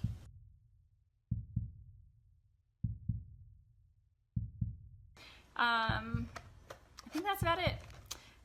Today's Sunday. Chris ran at 6 o'clock in the morning on a Sunday on his day off. What'd you do, 5 miles? Well, come over. So, you know, it's amazing what you can do with Thrive and how it gives you the energy and mental clarity. How are you watching and you're sitting right here? I'm right here. Weirdo. So Chris has lost a significant amount of weight since you started Thrive. How much? 50 pounds. And he's in a medium. He went from a 2X to a medium. And that was before, most of it was before Duo. Oh yeah, all of it was. And Duo is new. So, you know, filling in those nutritional gaps, helping your body, you know, feed itself with the premium nutrition, helps your body crave less. You definitely eat healthier. We haven't changed our diet. As you see, we've eaten banana bun bread this week. We've had brownies. And, you know, I'm sneaking in candy corn here and there. So, it's amazing. Thrive has a lot of benefits for everybody. Go Chiefs. Who won that game a couple weeks ago? I believe the Steelers won that game, if I recollect. Love you, Jess. I'm waiting. She's a diehard Chief fan. Diehard.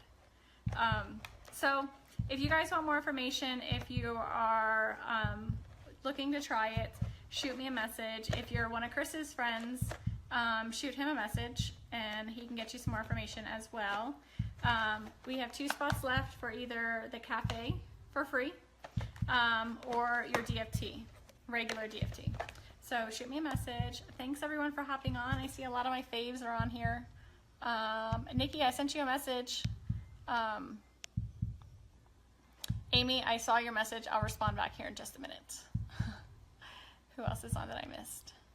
Okay, so Amy's sending us some Steelers stuff. I gotta send her some money too. Thrive Forever. Yes, it's amazing. So Christina just jumped on. Hi, Christina. Hey, I'm sending over Cece's smallest jersey for you to put on Coral. Tell DJ if he doesn't have a jersey for her, we're getting a Palomalu jersey. Perfect size for Coral. It still fits Cece, so tight. So you better tell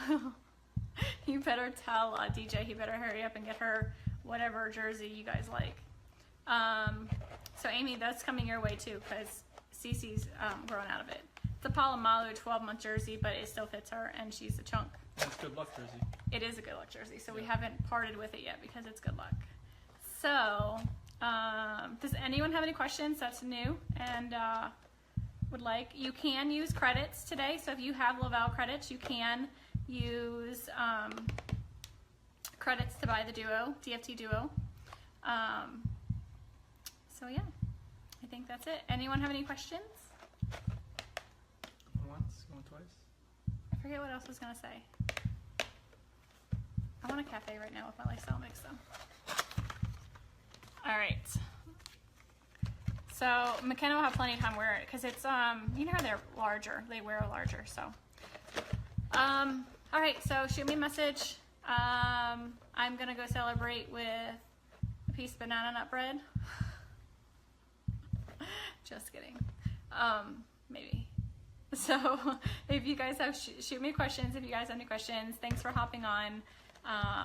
Go Steelers. And talk to you guys soon. Hey, Christina, call us tonight about 6:30 our time. No, Eastern. 6:30 our time? Yeah, 6:30. We'll start the chant. Oh, girl, she's teeny tiny. It'll perfectly fit her. If Cece's wearing this now and she's in 3T, she'll totally be able to wear it for a while. It's just worn. It's definitely worn. Bella's worn it. Cece's worn it. It's our favorite jersey. So, anyone? Oh, that's what I wanted to say.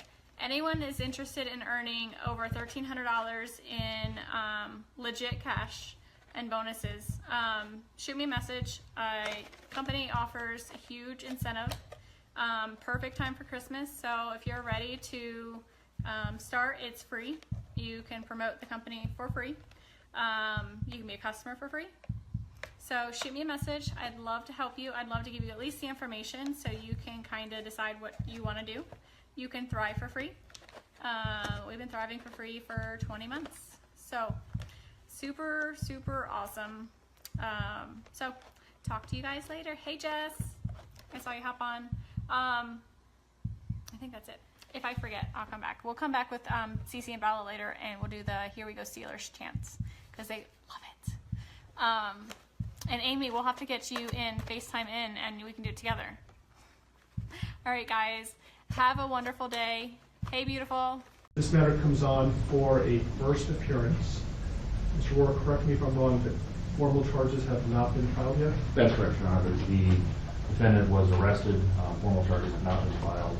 On my calculation, I believe it will be due to the court at 3:30 on Monday afternoon. Thank you. Mr. Mercer, anything you would like to say about that? Not regarding that issue, thank you. So the court has reviewed a affidavit in support of a warrantless arrest. The court has found probable cause for the arrest. Specifically, I see that Mr. Watts was arrested for 3 counts of first-degree murder, each a Class 1 felony, and 3 counts of tampering with a deceased human body, each a Class 3 felony. Again, these are only charges that are named in the affidavit in support of a warrantless arrest. It's the district attorney's office who will ultimately decide what charges, if any, are going to be filed. And Mr. Mercer, would you like me to advise your client of his rights pursuant to Rule 5? Yes, please. Thank you. So, Mr. Watts, I would like you to listen carefully to the rights that you have, okay? Thank you. And so first, you don't need to make any statements. Any statements you make can and may be used against you. Do you understand? Yes. You have the right to counsel. Do you understand? Yes, sir. If you are indigent, you have the right to request the appointment of counsel or consult with a public defender before any further proceedings are held. Do you understand that? Yes, sir. And Mr. Merson is the head of the public defender's office, and he is going to represent you today and potentially in the future. Do you understand that? Yes, sir. Okay. Any plea that you make must be made voluntarily and not the result of undue influence or coercion. Do you understand that? Yes, sir. Right now, charges have not been filed, so this is a limited advisement. I intend to bring you back next week once formal charges are filed on Monday, so I can give you a full advisement. But I will tell you that at this point, the court is not authorizing any bail. Once I know what the official charges are that are filed by the district attorney's office, I'll inform you the nature of the charges. If charges are filed, you have the right to a jury trial, and you have the right to demand and receive a preliminary hearing within a reasonable time to determine whether probable cause exists to believe that you committed any of the charges that are filed by the district attorney's office. Do you understand that? Yes, sir. I believe that your lawyer has filed about 16 or so motions on your behalf, including a request for a preliminary hearing. Do you agree, Mr. Merson, that that time period, that 35 days to have a preliminary hearing, doesn't begin until your client appears in court next week once formal charges are filed? I agree. And I have not seen, correct me if I'm wrong, a proof positive, presumptive great written motion by your office. Not at this point, Judge. Okay. Okay. And so would you like me to further advise your client of any additional rights? No, thank you. Mr. Rourke, what kind of conditions, if any, are you requesting for the protection order given the circumstances? Judge, I'm going to defer to Mr. Wren. Mr. Wren? People are simply asking for the standard protection order under Title 18 at this point, given the deceased nature of the victims. And I assume based on the no bond hold, the issue of possessing or having access to or control over a firearm or any ammunition is a non-issue until and if bond is authorized. That's correct. Thank you. So, Mr. Watts, I am going to issue a protection order pursuant to Colorado Revised Statutes 18-1-1001. It's going to state that you not harass, molest, intimidate, retaliate against, any witness involved in this case. Do you understand that? Yes, sir. If you were to violate the mandatory protection order, it's a Class 1 misdemeanor. Do you understand that? Yes, sir. And could we talk about some of them? I realize that things are happening very quickly.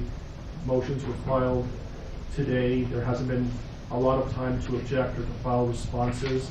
Mr. Merson has filed a number of motions, some of which potentially may be time sensitive.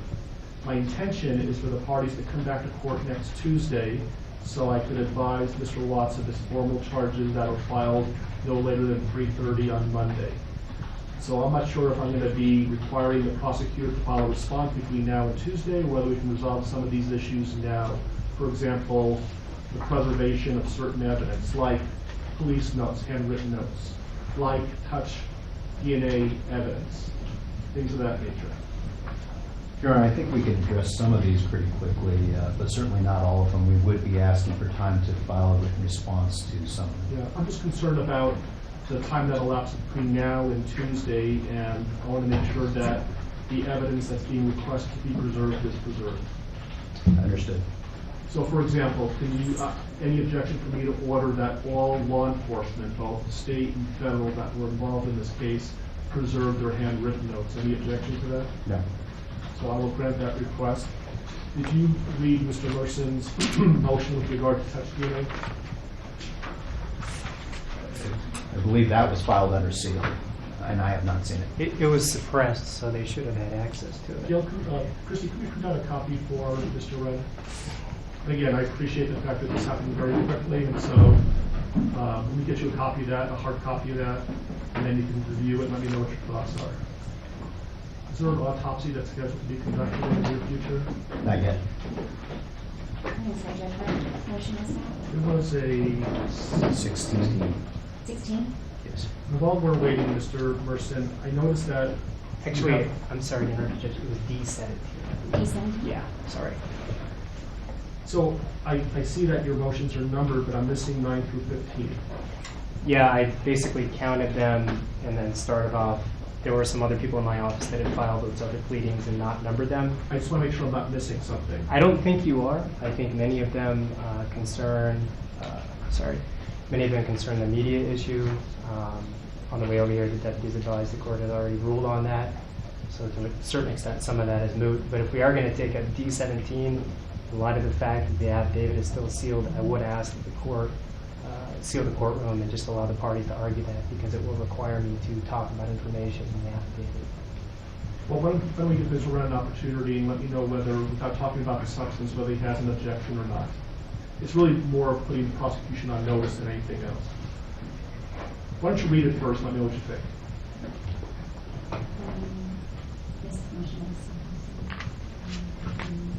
You can give it to the prosecution.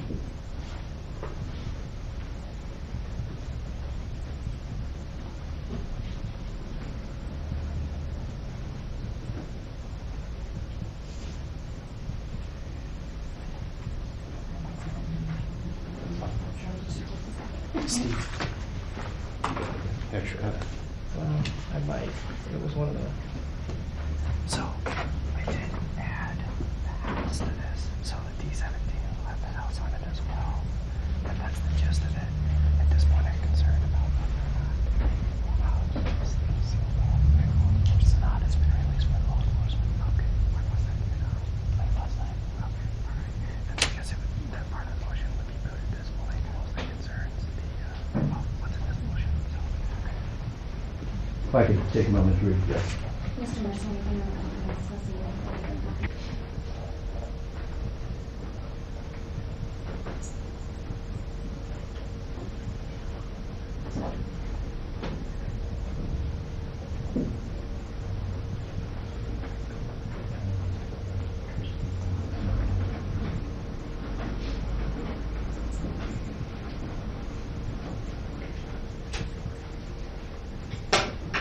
Mr. Wren.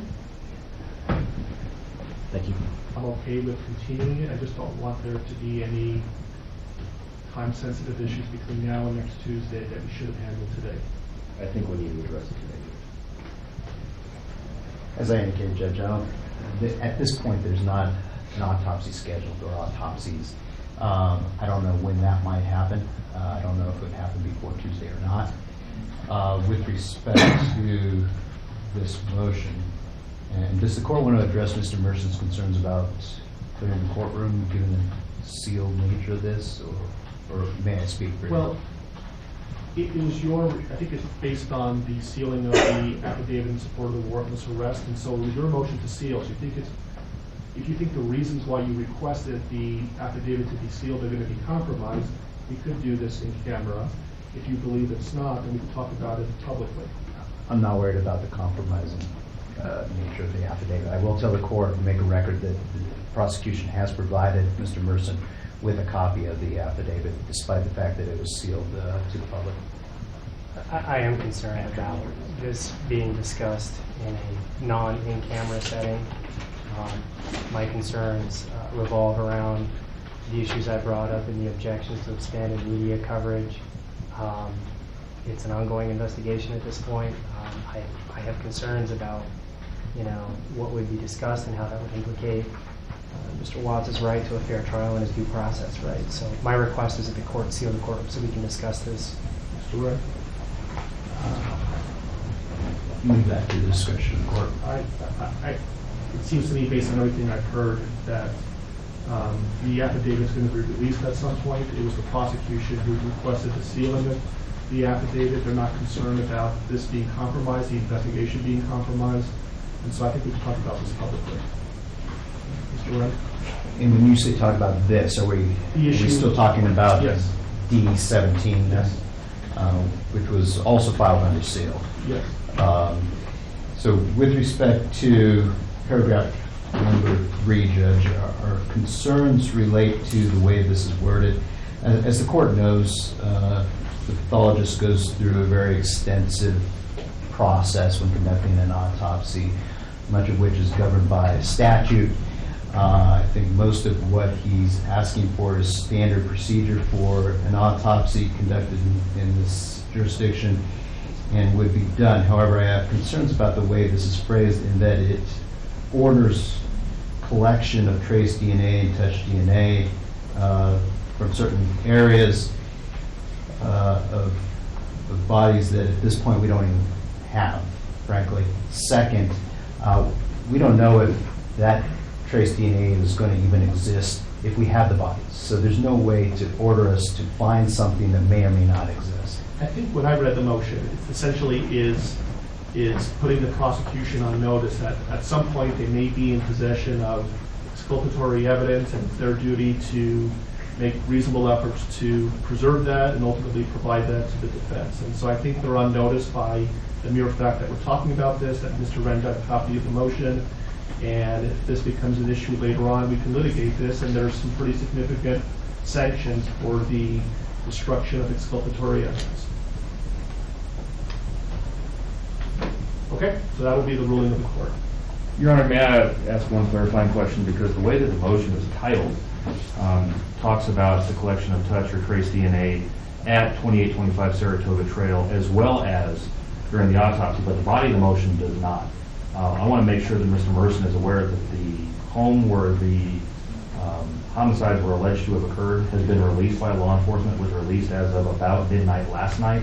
So even as we stand today, we are not in a position to be able to go back in and collect trace DNA from that home. So I just want to make clear that the ruling of the court does not require us to do anything affirmative with respect to the home.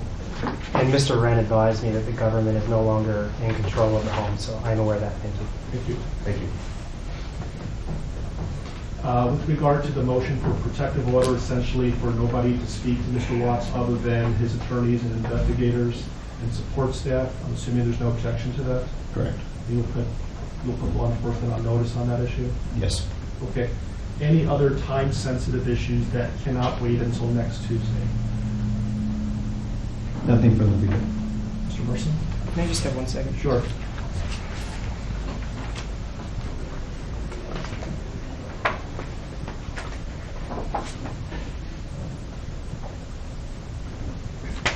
Nothing further. Thanks, Judge. Okay, and I would just respectfully ask that if you file anything between now and next Tuesday, certainly into the future, if you go advise your office of this, if there's more than one lawyer working on this, please number every pleading that's filed, and for the prosecution as well, maybe you can use letters. And that way I know that I'm not missing something. That would be wonderful. Yes. Okay, so we'll see. Let's pick a time next Tuesday. I know everybody's really busy. I just had some time open up. And so what's a convenient time for everybody to be here? I'm also going to be asking if there's victim rights compliance today and see if there's a more convenient time for whoever the victim rights representative is.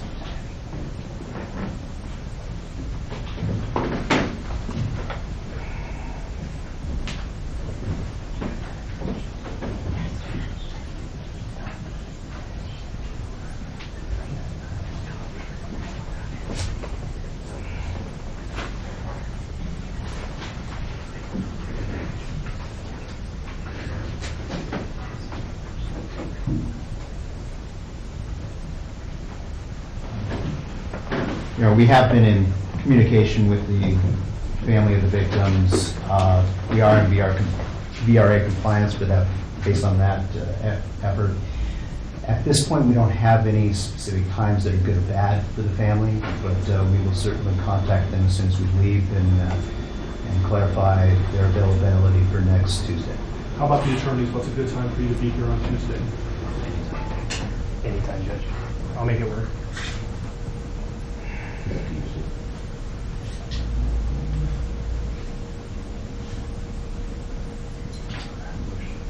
The motion's hearing in Division 12 at 2 o'clock. That'll probably last an hour. Otherwise, I'm free.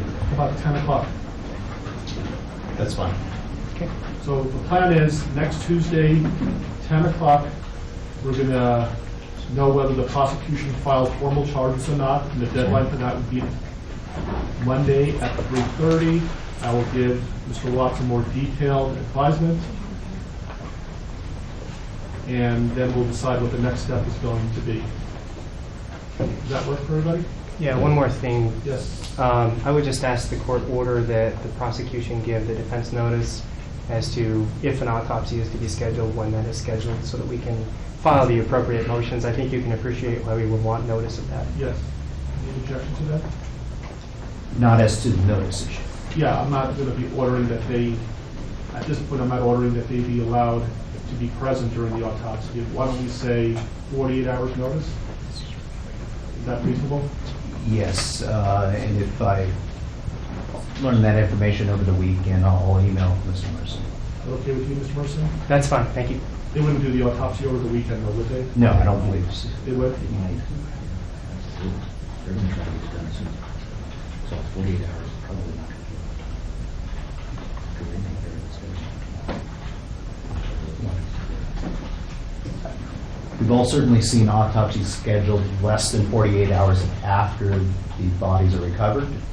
So we will do our best to comply with the notice requirements as soon as we learn the information.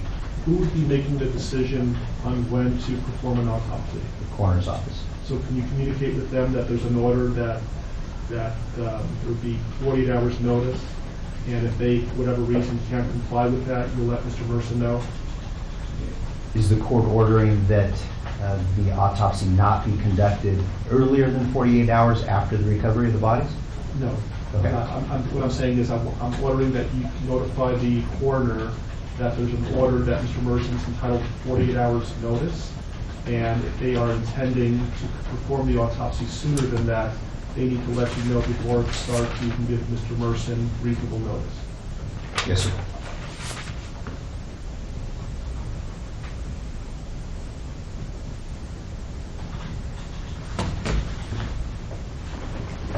Anything else you can think of between now and next Tuesday that we can resolve today?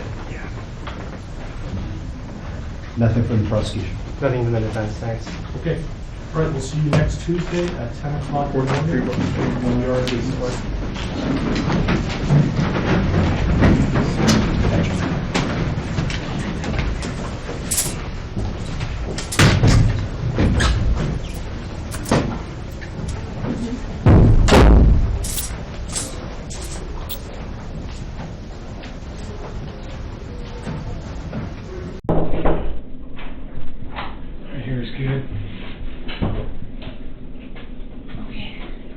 I'll be right back, all right? I'm just going to get Tammy so she can introduce herself, all right? Okay. Be right back.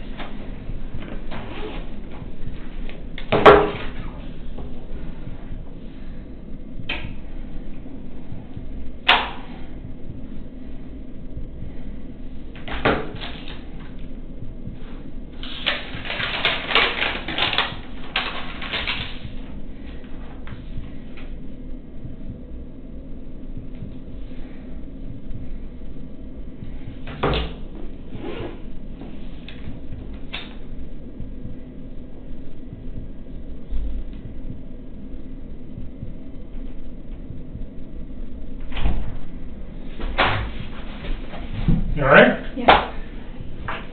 These rooms are recorded. Okay. So anything saying here is subject to recording, just so you know. Okay. And you said on your text that you might have remembered some more stuff. Yeah. So let's do your phones first. I need to. They gave me a piece of paper to transfer my contacts. Wouldn't do it for me, but. You should be able to just put them on the iCloud. I don't know how to do this. They said to follow this app. I can't even find the app store on this phone. Is it Android? Yeah. So strange. I tried to transfer all the stuff from this phone to this phone last night, and it started syncing up like old text, like stuff I don't even have saved in here. Or any of them from Chris? Yeah, a few, but not many. It's pretty short. There's like 10 or 12, and there's like a few from those days, but most of it is. Hi. Hello. This is Tammy. Tammy. Nice to meet you. There, I'm Stacy Galbraith. Nice to meet you. How are you doing? All right. Getting through it? Trying. Yeah. Stressing out. Stressing out. Yeah, you look stressed out. Did you get some therapy figured out? I'm waiting for you guys to get back to me on that, but I'm trying. It'll help. Yeah. Does Hazel need to? Yeah, we're going to see if Hazel comes in. So Weld County's just, I had to write a letter yesterday for Weld County to approve, to pay for her treatment. Oh. And then it's got to go through a board because it's kind of unusual. Yeah. Since she's not an eyewitness. Right. But it sounded like there was not going to be any opposition to it. It's just a process. Yeah. Okay. So when you go through the text messages, Tammy and probably Stacy will be there. Okay. So you guys know each other. Okay. Or if they reach out to you, you know that they're not the media. Yeah. Can you guys give me your cards Yeah. before you leave? I got everyone. Okay. I just Thank and now you. with this new phone, it's like I got so many numbers that I'm sure I can figure out who they are, but I need to just deal with that. Like if you guys can help me get all of my contacts from this phone to So I can get a tech guy maybe to help me because I'm bad at it He gave too. me instructions So on this it. is your old phone? This is the one that I use for communication. This is the one that's going to you guys. Okay. This one's mine This now. is nicer. I know. iPhones suck. I'm I kind know. of relieved to have this back. Okay, so you want to move contacts from there to there. That's all I want to do. Once you guys do that, then you guys can have this phone. I mean, he gave me a way to do it, so I think I need to connect to Wi-Fi, and then I need to download this app, and then I think once I download it, I can sync it up. And I need to just download the app on both phones. So let me get a guy who knows about Wi-Fi. Is your password still 653038? Yes, that hasn't changed. So that's going to be that one. And which one is getting all the new text messages? Your new phone? I've only got a few, and they're like, now I get what you're saying, like they're out of order, they're scrambled, they're missing. They don't make sense. I got super excited when I saw them because I was like, maybe it'll be all of them, but it's not. So maybe what I'll ask, we have a device that maybe we can download that too. This one too? Sorry. I mean, I don't know if that'll work, but we can try it. Here's mine. Thank you. Hers. Thank you. And then Kevin knows how to get a hold of us after hours, and then I'm going to do that too. I I'm going to go appreciate get that. Matt. I'll be right back. Okay. I'll meet him down here. Oh, okay. Are you giving her a spare phone? Is that what She you has her own spare phone, but when she linked her accounts, a bunch of messages between her and Chris were recovered on her new phone. Oh, okay. So I'm going to have to probably just celebrate it right now. Oh, okay. On her new phone, so we don't have to take all her phones. Yeah, no doubt. Are you good here for a bit? Okay. Do you have some water or anything? Please. Okay.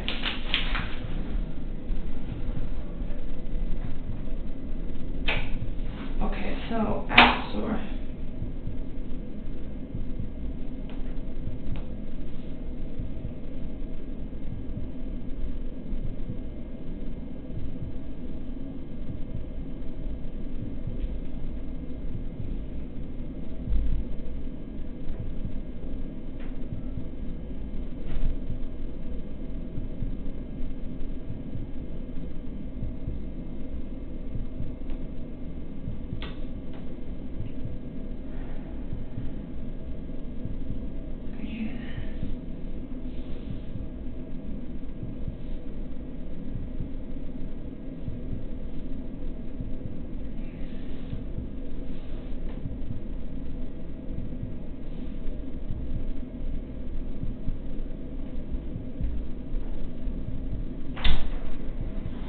Thank you. water.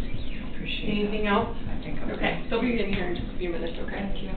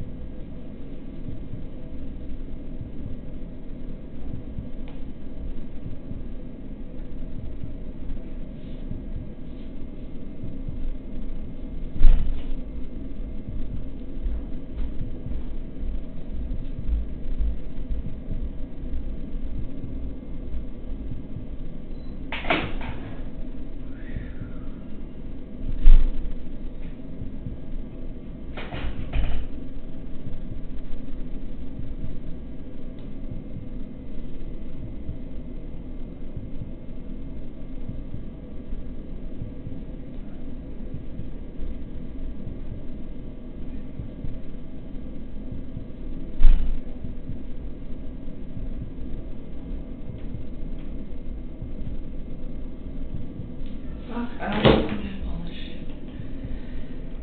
It's just so much fucking bullshit.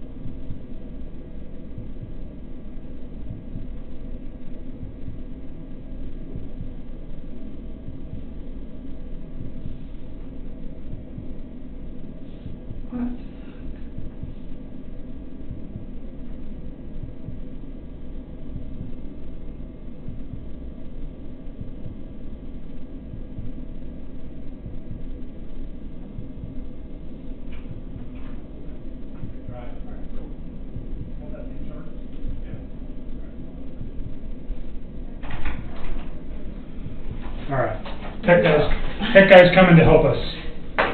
I would do it myself, but it's like there's so many different, I haven't used this phone in years. Okay. Like right now, So it's not very new? This is old. Okay. I haven't used this since like 2016. And so all these numbers on here are numbers of people I've gotten since then. What I don't want is with like the media and all this other stuff going on, is have a phone just full of unknown contacts. Sure, I get it. Like, So he's going to come over and turn your Wi-Fi on and figure out how to move. all that. He knows Okay, I'll just about let him this. do that. I give up. Okay. So your phone this time, do you have any objections to us looking at everything in your phone? Why do you even need that? I'm just curious. Like, why do you need everything as opposed to just stuff So being when, there? well, because it's easier to get it. And if we're looking at all the material, let's say I take everything off your phone, I can put a date in, like let's say August 10th through the 15th, because those are critical days. But other conversations between you and Chris, or other text messages between you and Chris from June or July, then it makes it harder for me to find all those. Do you understand what I mean? It's easier for them to just take everything. I don't know. Are they? Yeah, I mean, except for when I first met him and it was his APC thing. Okay, and then what about your phone log? It's always his 910 It's the same number? number all the time. Right. Like it's And then always that one, or originally was his. We talked about your GPS locating, like knowing where your phone is at certain times. I mean, you guys can have all that. I just was like, oh my god, I have so many texts on here between me and all my friends. I'm like, do they really want all this stuff? Well, is there anything in those texts that you'd be concerned with? Not really. So, well, not really, or yes or no? No, I mean, like, the other day, my dad and I just had to do some damage control because a lot of people were like, hey, please call me, I don't know what to say. And I just told them all, like, I didn't say anything. I pretty much just said, if mediators contact you, tell them no comment. It's like, please be nice to them. It's like, you do not need to talk to them. It was like, I'm safe, I'm not in trouble, I've been breaking laws. And I was just like, just send your love and support. And that was all I said to people. So did that prompt all the phone calls of people going, No, are you okay? they were prompting me. All right. And That that's is when why I did that, because I didn't even want to, like, say that, but I was getting all sorts of texts from people that were like, media's trying to contact me, I don't know what to do. I didn't tell them that I was a witness, I didn't tell them anything about that. It was just like, just say no comment, I need you to do this. Okay. And then a couple of my like super close friends, I asked them if they would be courteous enough to take all the pictures that we had of each other off Facebook and social media, and they said yes, and that was like a couple of really close friends. Is there any text messages between you and friends that reference anything that would be concerning regarding this case? No. Like talking about Chris? I think you've told me that you've never even really talked with My friends about him. No, and like my friend's dad died last night, like yesterday. I'm not worried about that. No, I know, but she started like, oh my god, she was really drunk last night. She started like freaking out. She's like, I don't know what's going on in your life. She's like, I don't know if it pertains to this case. And she like just sent me like a screenshot of a news article of that case, and she was just like, she's like, what about conversations? I didn't mention that it had anything to do with that. She's like, I don't know if that's what it is. He works at Anadarko. She's like, I really don't give a shit. She's like, I just really need you to be here with me and my dad and this and this and this. And she was just kind of upset because I had asked her to please say no comment to the media, and it happened to be like right when her dad died, and I think she was feeling a little like, yeah, but I mean, you guys can read this. There's nothing in there of me actually saying anything about it. I just told What's her. your phone number on that phone? 720, it's the same phone number that's on this one, 656-9605. So no, I mean, you guys can look So at this. there was a conversation that I asked you about between you and Charlotte too. That's the same girl.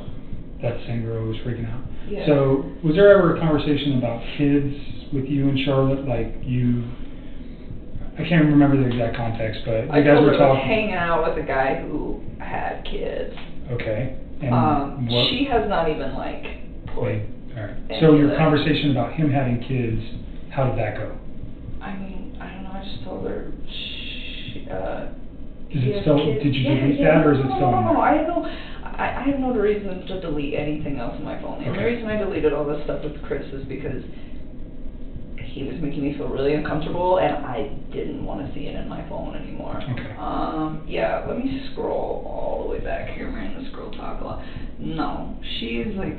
So let's just, while we're here, because we talked about this before, but we didn't talk about the specific context of what that message said regarding to children. So obviously, in the situation that we're looking at now with the death of 2 children and all the other circumstantial stuff going around in the case, I just want to make sure there was no comments ever made by you regarding, you know, children or dislike of children or love of children, either way. You know what I mean? Oh yeah, I guess. Let me find it. I think this is where this starts.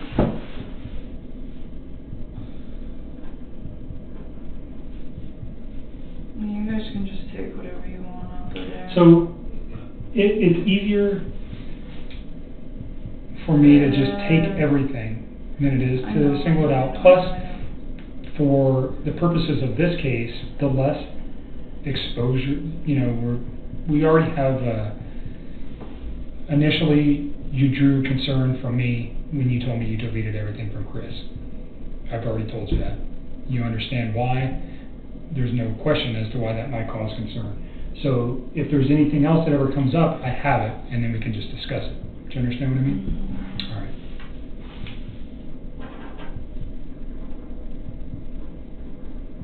It's right here. This is where it starts. She starts right there.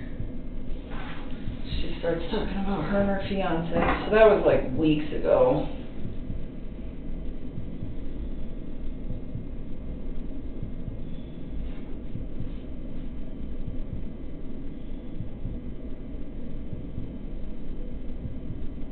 And she hasn't brought it up since, really, or like connected the dots, or like said shit. I mean, you guys can look through all those texts.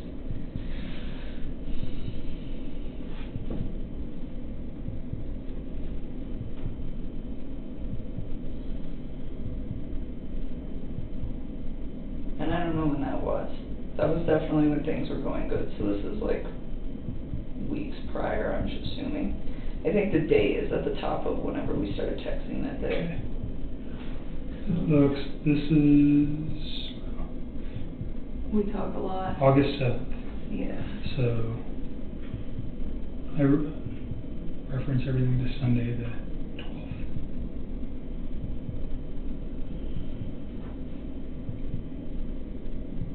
So that's the only conversation like that on there, I believe, on my phone. I don't think there's like anything else. And she even last night, like, still wasn't even, she's so worried about her diagnosis.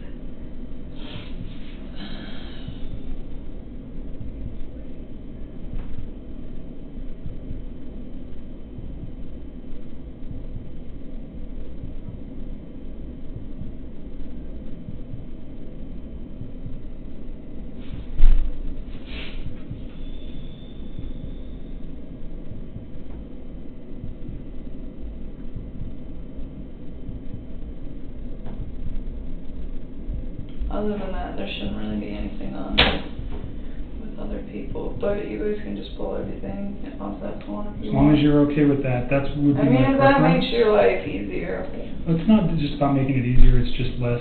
So if there's any question, like I told you before, like the 2 girls you just met did a lot of interviews in this case. They've done a lot of work. They may know things that I don't. There's no way we can all know everything. So they might go, oh, because somebody else was the one who told me about Charlotte and this message. So I've never Well, read that's probably this. why. Potentially, I'm I'm assuming that that's Yeah. what that is. Because I said his name. And I don't even think she's put 2 and 2 together. Because last night, it was just like the way she was talking. She wasn't like, this is him, this is it. She was like, I don't know what's going on. I just assume this is it because this guy looked at Anadarko, but she is not even like processing.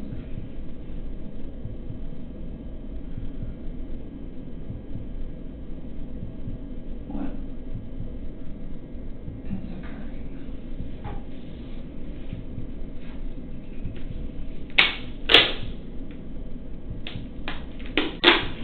What do you mean by can tell he has a lot to take care of in life? What did you mean when you said that? He has a mortgage and he has kids. Okay. And responsibilities. I mean, he's a father with a house.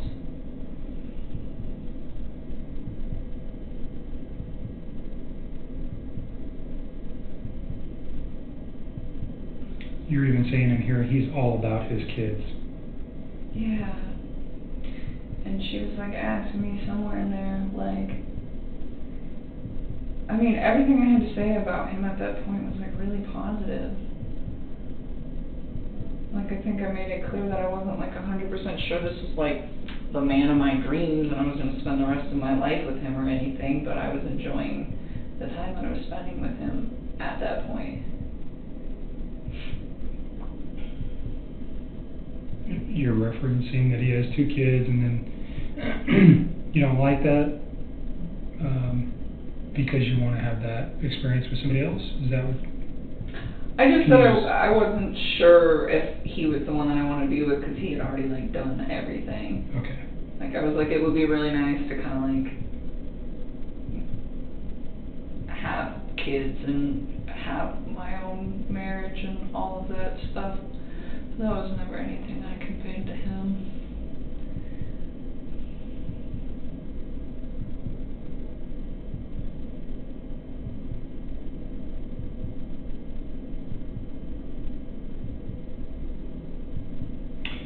So you said he's handsome, huh? Did you send her a picture? Mm-hmm. And that's not attached here. Mm-hmm. Is that because what you did? Do you think from what you I deleted? think it's from when I deleted all my photos of his stuff.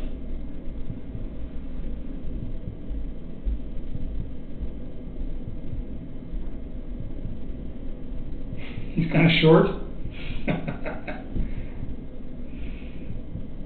I mean, I talked to her in a way that I wouldn't like talk to him as like my girl, you know what I'm saying? It's I get different. it. No, I'm just It's very, teasing you a little bit.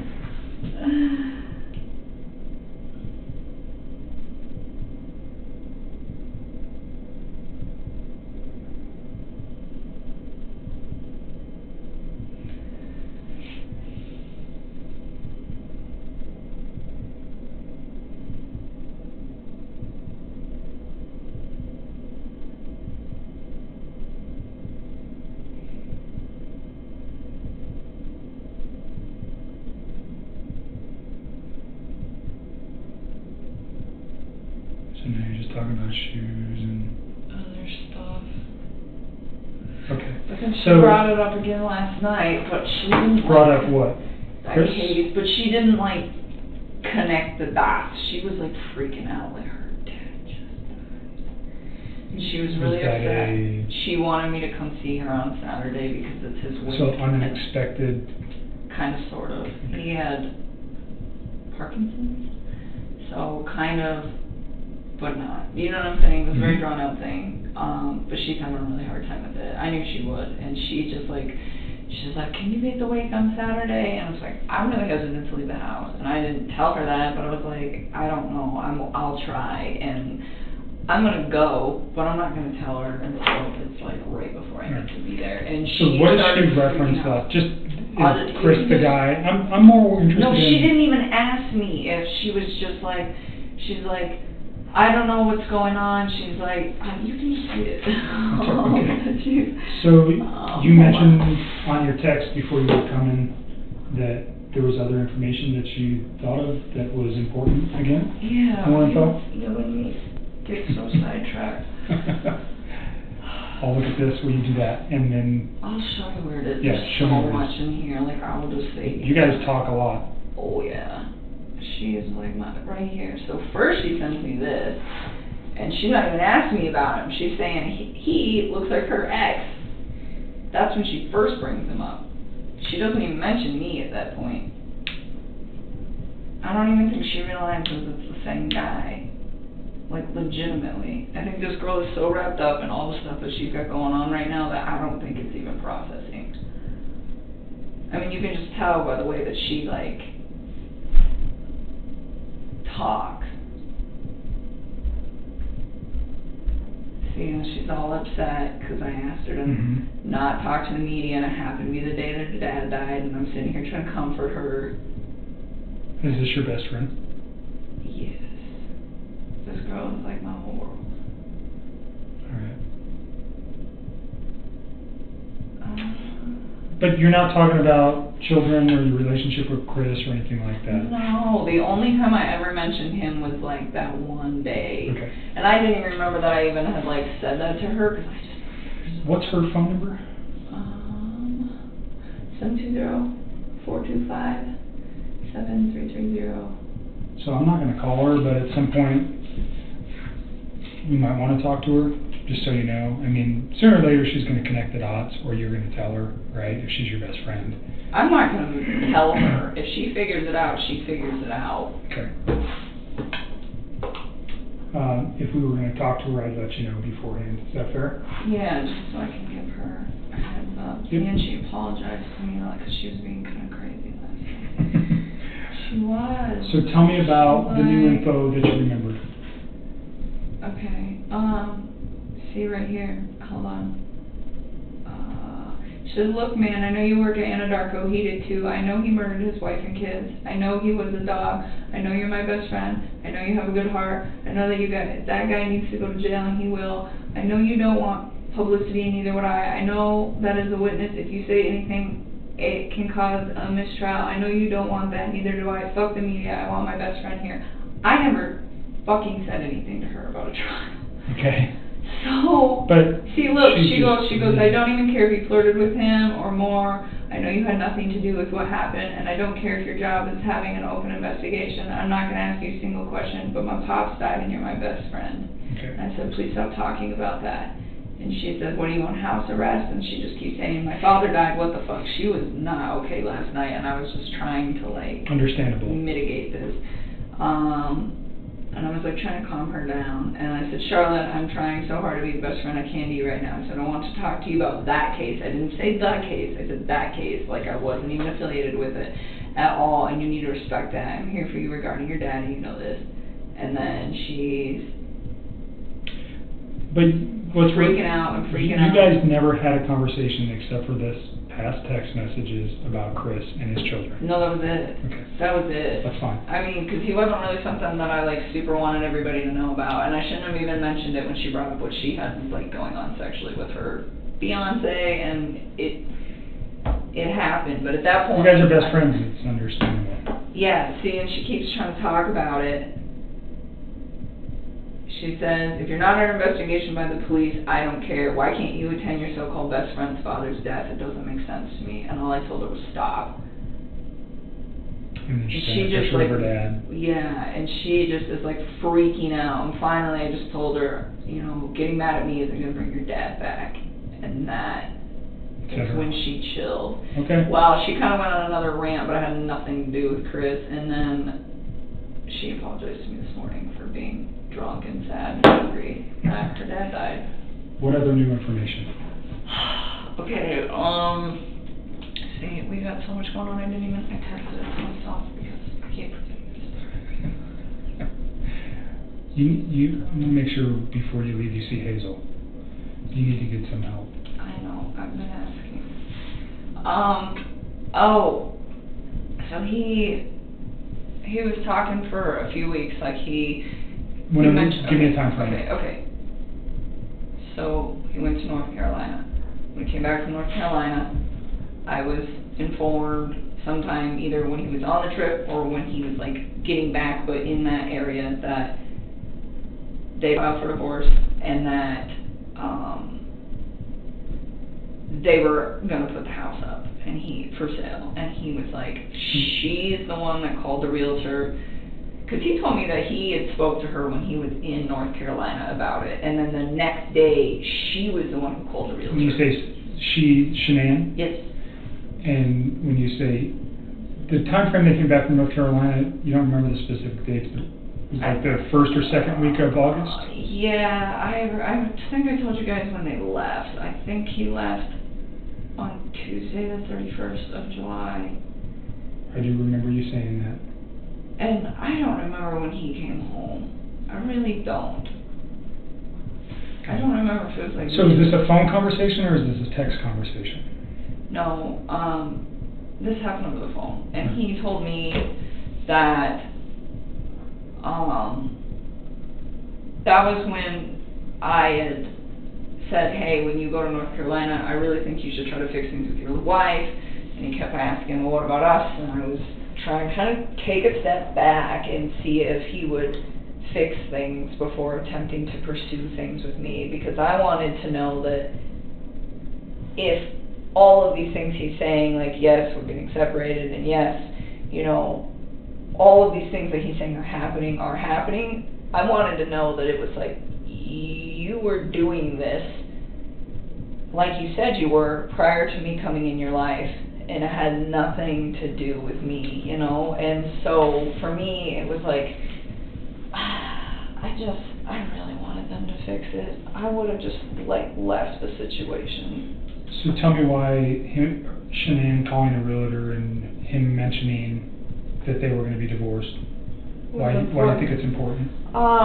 Because, so after that, he was like, she's the one who called the realtor. And I remember, I was like, damn, that was fast. Because I knew he told me, like, we were going to put the house up, but they said, he was like, we didn't know how much to offer for it, and we were kind of trying to find somebody. And it, like, so for the first few weeks that I hung out with him, he kind of, like, dragged his feet on, hey, this is happening. And then after North Carolina, he's like, yeah, she wants to put the house up. She's the one that called the realtor. And I was like, kind of taken back, not necessarily at the speed of it, given how long he said that they'd been separating, but the fact that she did it like the day after he supposedly sat down and had a conversation with her about, hey, do we fix this or do we not fix this relationship? So do you remember how many days she was back in Colorado before leaving? Do you know that? Because I don't remember when they got home. Right. I don't. I'm just trying to get your memory jogged there on that. But so this was, they get home, he had told you in North Carolina that they agreed to and they're finalized their relationship. Yeah. They get home and she immediately wants to sell the house. Yes. And then, so, I mean, I started thinking, okay, well, I know in Colorado houses sell very fast here. So I was like, what's your plan? You know, and I was like, because you might want to be prepared. And I remember that's when the whole concept came up of, you probably need to start looking for a new place pretty quick. And that was when he was kind of overwhelmed with it, and I told him, I was like, look, like, I just moved a few months ago, and I was like, to find a place that was comfortable for me, it was like, it took like a lot of research, and that's when I offered to help. I was like, I'll help you, and he seemed pretty gung-ho about it for like the first week, and he seemed very grateful, and I was putting in work on it, and I was like calling him and kind of letting him know about places, and there really wasn't that many options in Brighton. I found one. I actually texted it to myself before I texted it to him, because I still have that in my phone too, because I found it and it was great, but it was like right at the beginning of my search, and I was like, I don't want to inundate him. So you said a week. You think you worked on that for a week? No, I honestly only probably spent like a few hours over a few days and just trying to like line it up. Just trying to think about how many days she had been back while you were working on that. Do you know what I'm saying? Oh. So you said, did you actually work on it for a week straight? No. Okay. It was just like a couple days after work. I would just like spend a couple hours if I had time, like at the end of my day, or if I didn't go to the gym, and just sit down. And I mean, I can give you a date on one that I worked on, because I texted that one to myself. This one, I loved this one. When is this? Saturday, August 11th. That's the night you guys went out? Yeah. To the lazy dog. Yes. Or the two lazy dogs. Yes. All right. What else? Yeah, so the reason that this is important is because he, like, up to that point, seemed like he was all about it, you know, and I was respecting him. I wasn't like, oh, you need to get this, you need to get that. I was like, what city do you want to live in? What side of town is she staying in?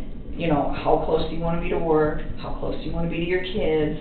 I mean, I asked him everything. I just wanted him to have something that was accommodating for his whole family. and he told me that she was probably going to stay in the Frederick area, but he never said for sure. The first time I asked him, he's like, I don't know where she's going to go, but she'll probably stay in this area. And I was like, Chris, if you're going to get an apartment, like, you need to figure that out, because the last thing you want is to be like an hour drive from your kids. It's like, you know, you gotta be close. And so, I ended up asking him again, like a couple days later, and that was when, he was like, I think she's staying in the Frederick area, and I was like, okay. And that's when I was like, started to get details, like, where, and if you guys find my text, you'll see it, where I'm asking, like, where do you want to live? Like, how close do you want to be to work? Those things, like, you know,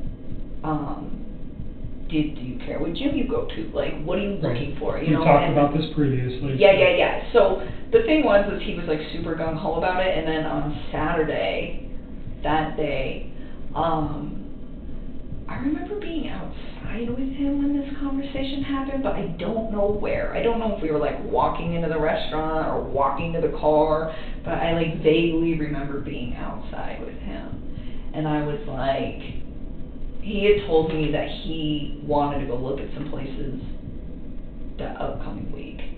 And we were supposed to go do that on Wednesday. And I was like, I asked him, I was like, what places do you want to go see? And I was like, did you really like that place that I showed you? Because it was just like super convenient for everything. And I had a little playground and I had a pool. Like, it would have been awesome for his kids. And it was cheap. And so, and it was like close to Frederick. It was like, it was close to the gym. It was close to work. It was close to me. It was close to everything. And it was in Brighton, which is what he wanted. And so, I was like, did you want to go check that place out? And he's like, yeah, I guess. And he like didn't seem sure anymore. And that was the part that I wanted to tell you. I just figured I'd give you all the backstory. Sure. So he's not sure about the particular apartment or about even leaving? So he told me that he looked at it and he told me that he thought it was nice, but he didn't really seem like his interest was that piqued. And I was like, well, did you find anything that you really wanted to look at? And he told me, yeah, that he'd found a few, but nothing that really, really piqued his interest. And I was like, well, you might want to get started. And he's like, well, I found one, and I asked him, I said, which one is it? Because I think I've looked at like every apartment in Brighton, and maybe I'll remember it.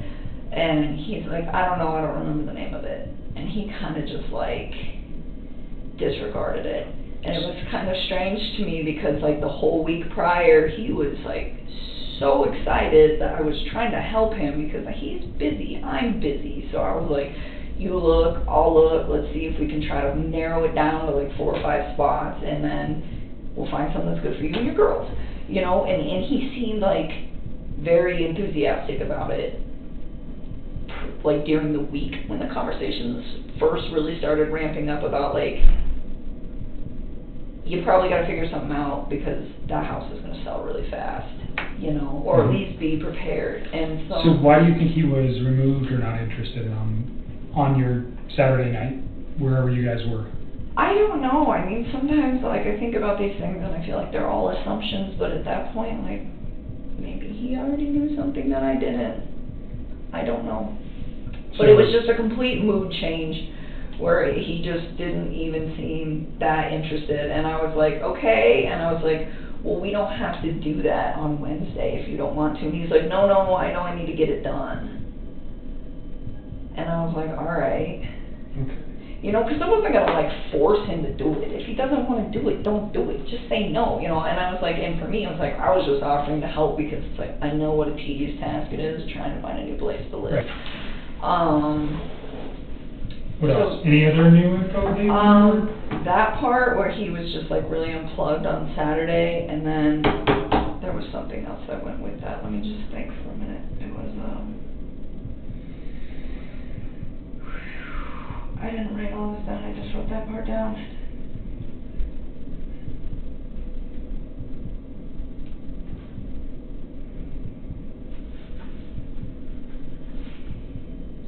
I can't believe I can't remember all this stuff. Yeah, you remember so much stuff already. Slowly comes to me all the time. Well, some of this stuff is just things that you would never think about. And now that I'm like hindsight's 20/20. Right. I'm like starting to go back. There was something else that happened on Saturday that had to do with all of this. Think about it for a minute. I'm going to see if my tech guy has his Do that. equipment Do charged. that. And we'll get your phone taken care of. Okay. So again, I'm going to have you sign this voluntary consent. Yep. It's the same thing that you signed in Thornton, saying that, you know, I didn't threaten you, intimidate you. You have a right to say no. I want you to read the document again. We're going to take your phone. We're going to use a program called Celebrate. If you go to your phone store, that's what they use. Sometimes they used to do this. They used to move your stuff back and forth. It's the same thing. They're going to take that information, and then an examiner who is skilled in looking at cell phone data is going to look at it to try to recover the deleted material that we're after.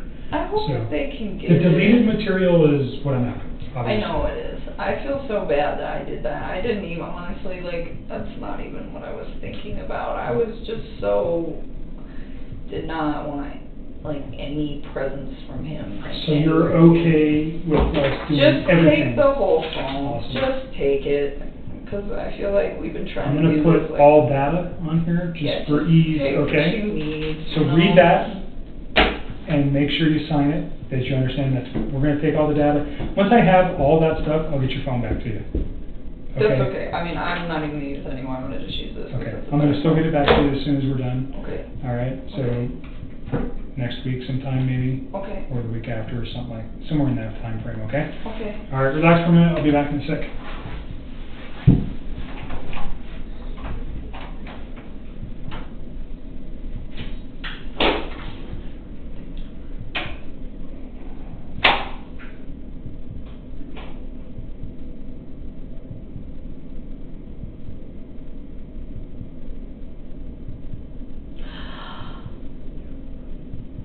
I got it. I got it. I got it. I got it.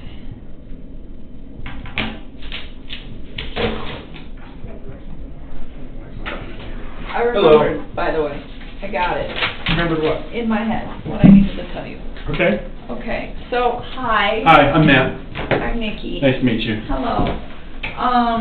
So this is my original phone. Okay. That these guys would like to have. Mhm. I have a lot of contacts on here that are not on the phone that I'm currently transferring to. Okay. Like a lot of them. Uh-huh. I need some of them. Right. It would be greatly appreciated if we could get the contacts from this phone to just go to this phone so that all the text messages and everything have like names and things Right. linked to them, Okay. so that I can. That's all I want to do. And I went to Verizon to switch to this phone, and all they did was give me this little sheet of paper to follow, which seems very simple, and I'm usually pretty tech savvy, except for the fact that I can't get the App Store to work on this phone, and I can't get the Wi-Fi to work on this phone. Okay. So that is the dilemma that I'm in. All right. But if you would be so kind as to just sync that up, then I can give them what they need, and that I am not good on phone things. I'm usually pretty tech savvy. After working in the oil field, you gotta get creative out there. Because they have technology, but you're like in the sticks, so everything wants to malfunction. So are your contacts on this phone synced to the cloud, to the iCloud? I don't know. Okay. I mean, some messages came over, so I assume that everything is, but I don't really know. So maybe I'm not as tech savvy as I thought. What'd you remember? You just said you remembered something besides that. Oh, you want to have a conversation right now? He's an agent. He works with me. He knows about this I case can too. step out if you feel more comfortable. Oh, but no, it's- I mean, it's I okay, don't know, if- whatever. You tell me. He had a fire stick. He kept talking about, you know what a fire stick is? No. Okay, you probably do, since you're a tech guy. They're like... Oh, you mean like an Amazon Fire Stick? Yeah. Okay. Okay, so he didn't have it in his possession, but on Who's he Saturday... though, Chris? Yes. So Chris mentioned to me that on Saturday, that same day, that... Oh, because this kind of went hand in hand with the whole, like, apartment talk. Because I was like... Oh, that apartment that he said he found that he was like... I was like, well, what's it called? And he's like, I don't remember. And I was like, well, how much is it? He's like, it's close to $1,100. And I was really taken back by that because I pay more than that. And I don't really have that nice of a place. And it's not a 2-bedroom. It's a 1. So that part kind of seemed odd to me, but I'd seen a few things online that were kind of cheap, and I was just like, all right. And he's like, I'm just trying to cut costs. And I was like, that's cool. I was like, how else are you doing that? And it was just out of curiosity. And he's like, well, I decided to get rid of cable. And I was like, okay. And I was kind of taken back by that too, because he loves sports. Dude, like, lives and breathes football. So I was like, okay. And I was like, that's a good cost to, you know, to cut back on. And he was like, yeah, I think I can still stream sports via a Fire Stick. And I've heard of those things before. I don't really know a lot about them. But he was saying that he had a buddy working on it already for him. Who's the buddy? He didn't say, I didn't ask. Why do you think that's important? That he had all that set up? I don't know. I mean, it made me believe that. Like he was ready to move out? Is that? Oh, I get what ready you're to go? saying. Yeah, like he was prepping. It still sounded like he was Okay. prepping. I mean, everything he did sounded like he was getting ready for everything to happen. The only thing that I found really peculiar about the whole situation was the fact that he just kind of seemed disconnected about the apartment thing on Saturday, whereas in previous conversations, he was the one who brought it up, and he was the one who seemed really excited about it when I offered to help him do some like legwork on trying to find him a spot for him and his girls. Right. I'll be right back. Okay. So I don't know who his friend was. It was just weird because sometimes it seemed like some of the things he said, he was still really. A lot of things he said made sense. It still to this day makes sense. And then other things that he said don't make sense at all to me anymore. Or like they changed, you know? Kurt. Well, you know a lot more now. Well, unfortunately, you know a lot more now about terrible things that may have happened that changed the way you're thinking about what he said, too. So, making you think differently about those kind of, that verbiage. Right?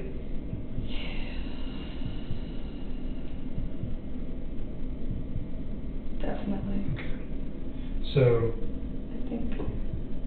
We've talked a lot about a lot of different things. I hope I'm helping you guys. You certainly are. I hope so, because I don't like having that stuff on the top of my head. It's so hard, and so many days I can tell that my mind is trying to like block it all out right now, and I think it's almost like a subliminal like coping mechanism, and I'm trying not to. I'm trying to like think about it so that I can help you guys, and that's why So why don't you give yourself a break for a day or two and just live a normal life. Stop thinking about this stuff for a day or two and then revisit it. Maybe that'll help you because you look like you're tired again. I lost my job yesterday, so that's where that comes from. You lost your job with the geosciences place as well? Okay, sorry to hear that. I think you mentioned with your skill set though, you should be easily employable in another locale. I don't know. I hope somebody hires me. I hope people don't see my name on a resume and just not hire me. Well, your name hasn't even made it in the papers yet. Not yet. So, remember you said that you had some locations you could go out of state? Maybe, Yeah. I don't know if that's what you're thinking or whatever's going to work for you. Yeah, I'm thinking a lot about all of that. It's just a matter of timing and trying to figure out when to do it. Hesitant to do it all too soon and then have to do it all over again. Tell me the name of the geosciences company. I forget. Tasman. Tasman, that's right. I think I was just so bummed because they told me that they would keep me, and then they called me back and let me go, and I was just like, man. So did they essentially fire you, for lack of a better term? And that was yesterday? Yeah. They said they let me go because they hired me to do a contract job, and now that contract was over. It was unfortunate because Anadarko actually offered to pay me for a while, and Tasman said no. So I just wish they would have been honest with me in the first place, but it is what it is. So now you're out looking for a job too? I haven't even started doing that. It's not even like a priority to me at this point, but it will get dealt with. So yeah, so I need Hazel to help me out with his lease and sell my truck and change my entire life, and hopefully somebody somewhere will give me a decent job and give me a chance and not judge for all of this whole disaster. So that's why You said Hazel was helping you out with some of your lease stuff. All right. So yeah. when we're here, I think she usually comes in the afternoon today. So we'll check with her. Hey, I think Matt just went the other way looking for me, but he'll come back eventually. Awesome. So you must want this for something. I'm gonna charge my phone. I didn't charge the last thing I charged. This one? Yeah. Here. What's this? Oh, this is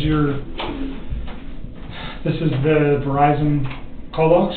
To the 13th. From what date to what date? You want this one back? It's a month. Sorry. No, you're good. I don't know. It's a month, so it's probably whatever 30 days was, probably July 14th, I'd assume, to August 13th. You'll see it. When you open it up, you'll see it. But it's a month. So my billing... Can I just take this real quick and move it off your thumb drive, and I'll give you your thumb drive back? You can do whatever you want. Okay. That's yours. You don't need this back?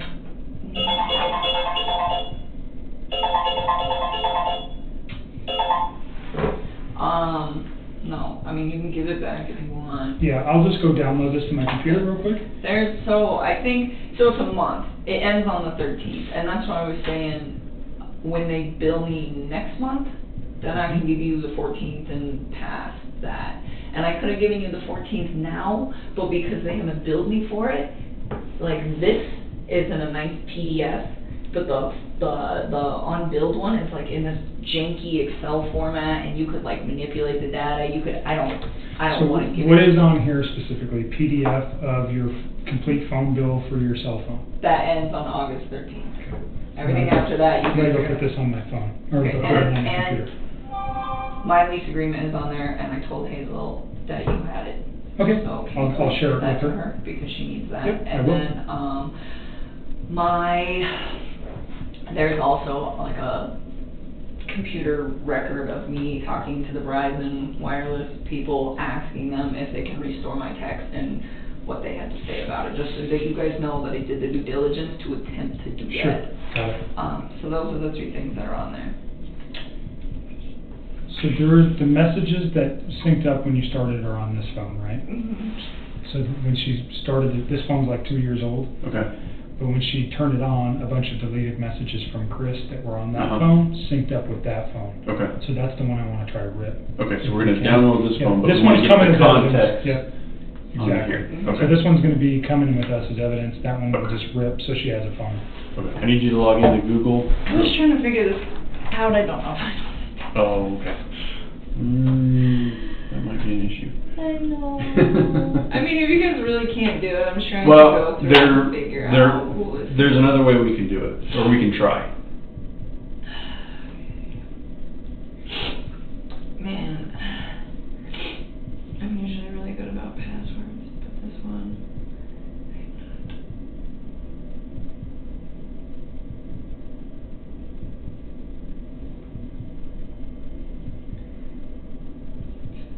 I don't know.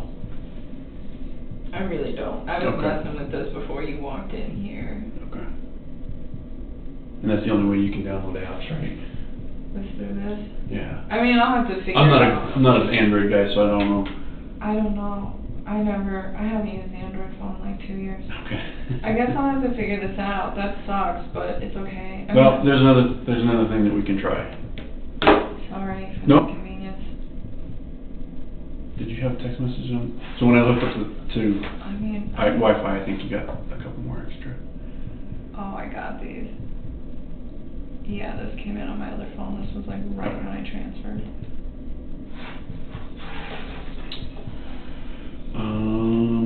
So I think your contacts should be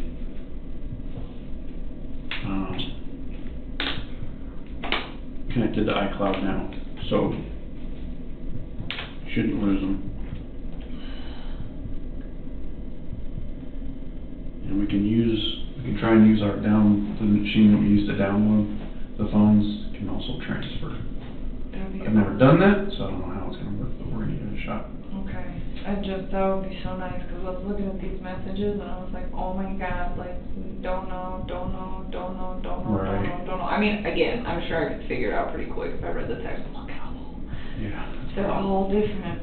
Okay. And so you would just save me a lot of time and stress. Okay, and then we're keeping this one. Yes. Downloading it and giving it back.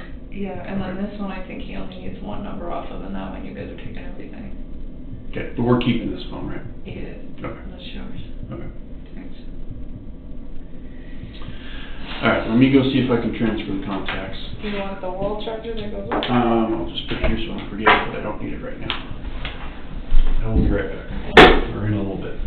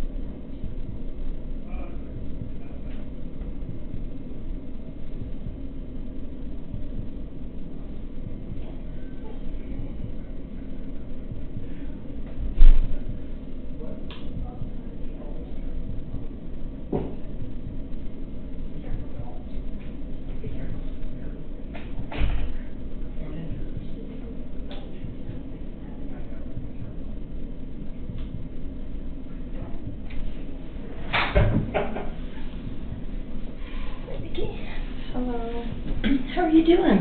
I'm alright. I like your little blouse. It's adorable. Thank you. Thank you. So, I don't take much time. I just want to say hello. Oh, how you doing? Alright. I don't believe you. I'm gonna step out. Okay. I have that now. I have the lease. I'll give it to Hazel. Okay. Did he get your phones taken care of? I don't know. He took them both. He All right. said he was gonna try. I'll step out for a few minutes. Okay. Give you guys a few seconds. All right. If you remember anything else, we'll talk before you leave. All right. Hazel said she knew that you had been fired, so maybe get some advice on that too, about potentially leaving here and starting anew somewhere else. Probably is a good thing. All right. I'll be back in a few. Thank you. So, Anadarko signed up with the other company as well? Yeah, well, Anadarko just terminated my contract. I mean, I don't blame them. That's just not a good place to be. Yeah. But they were concerned, and they offered to pay for like a few weeks. Well, that is pretty generous.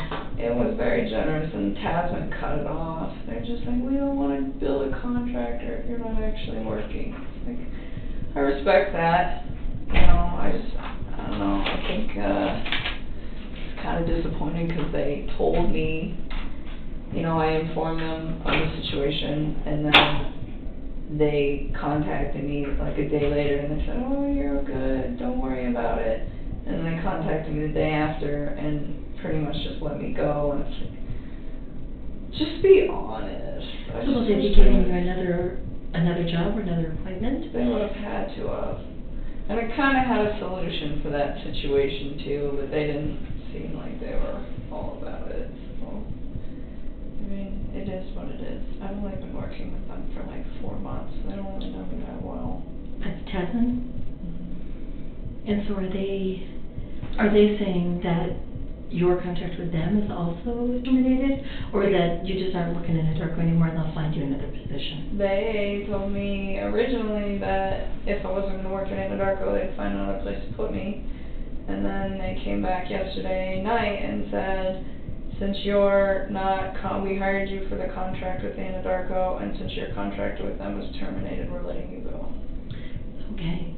Did you call the person whose name I gave you a head? No. Daily? I've spent all day trying to do stuff for these guys, Yeah. so I haven't had a chance. I think it might be helpful just to talk to him and see what he has to say about it, and see if there's any, you know, he'll probably ask you what your contract with them was and ask you for some more details, and see if there's any way that legally he can help you out, or if he can create some sort of mediation or something like that, or at the very least negotiate a positive referral to another agency or something. I mean, they told me they'd give me that. He seemed really taken back when I asked them, but I was like, can you at least give me a positive referral? I mean, I did great work for those guys. Mm-hmm. They're definitely going to miss me being on their team for sure. And he was like, yeah, I'll do that. I was like, okay. I mean, I didn't really know what else to do. This is like one more thing on my plate right now. I don't know what to do. I don't think anybody's going to hire me. Well, I think that right now, what you need to worry about, it sounds like a really good supportive family, and people that are going to help you get through for a few weeks while you're looking for work. So I think right now we need to just concentrate on getting your lease situation worked out so that you don't have to worry about carrying 2 places, and getting everything worked out with victim comp so that you can get started into some therapy. Yeah, I still just don't think anybody's going to hire me. Like, as soon as my name's in the media, like, why would you do that? Well, it hasn't been yet, and it doesn't mean the hiring agents won't necessarily have watched the news or know those things, and if they do, I think you can just explain to them that you're doing everything you can to cooperate with law enforcement, and do what you can to have it not impact your job, and, you know, your work at both Anadarko and any place else you've worked prior to that is a good testament to what a good worker you are. that through all this you kept going to work, you kept doing your job, you were responsible towards your agency, you informed them about what was going on, you did everything you needed to do. I just don't think people are gonna hire me. I have a feeling that trying to get by for the next like 5 or 10 years is about to be real rough. Okay, well, I think that thinking that way is going to be a little self-defeating. So let's try to take care of what we can take care of and try to build things up for you so that you have the most positive prospects for the future. So I mean, I just don't even know where to start. Like, I have friends that can give me a referral, but what I don't want to do is have my friends give me a referral and then they see the news and then they are very taken back. And I think some people would be kind of upset if I asked them for a referral prior to the news breaking. I almost feel like waiting till it breaks to like try to approach people. Well, have you tried thinking about like a temporary agency or someplace? You know, like Kelly Girls. I mean, I know they don't pay well, but something like that. And I know it's probably well below your skill level. I don't know. I'll probably go back to the oil field at some point. Most of those people are a bunch of societal outcasts, so it might work. Are you happy there? Huh? Were you happy when you worked there? Sometimes. Yeah? Sometimes not, but... So it wouldn't be torture to go back to that? No, that's all I know. Well, it sounds like that's a good fallback, at least until all this gets resolved a little bit. I mean, if people hire me. It's hard to get a job out there as it is because I'm a woman. Yeah. I don't think you can do it. Well, you have a history that shows otherwise. And that goes a long way.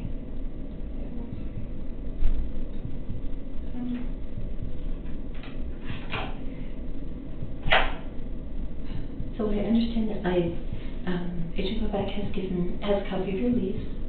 So I'll talk with your landlord and see where we can get as far as getting you out of that. And then I have a list of referrals for you for therapists. Thank you. Did they approve it? They haven't yet, but they said they should by the end of the day or early tomorrow. They just have to go through a procedure. You know, it's the government. Everything has a procedure. So it's just going through the procedure. But you could get started in the meantime calling the therapists and just doing little interviews with them. You know, like we talked about, just making sure that it's somebody that you feel confident with and that you feel comfortable you can say anything to. Understood.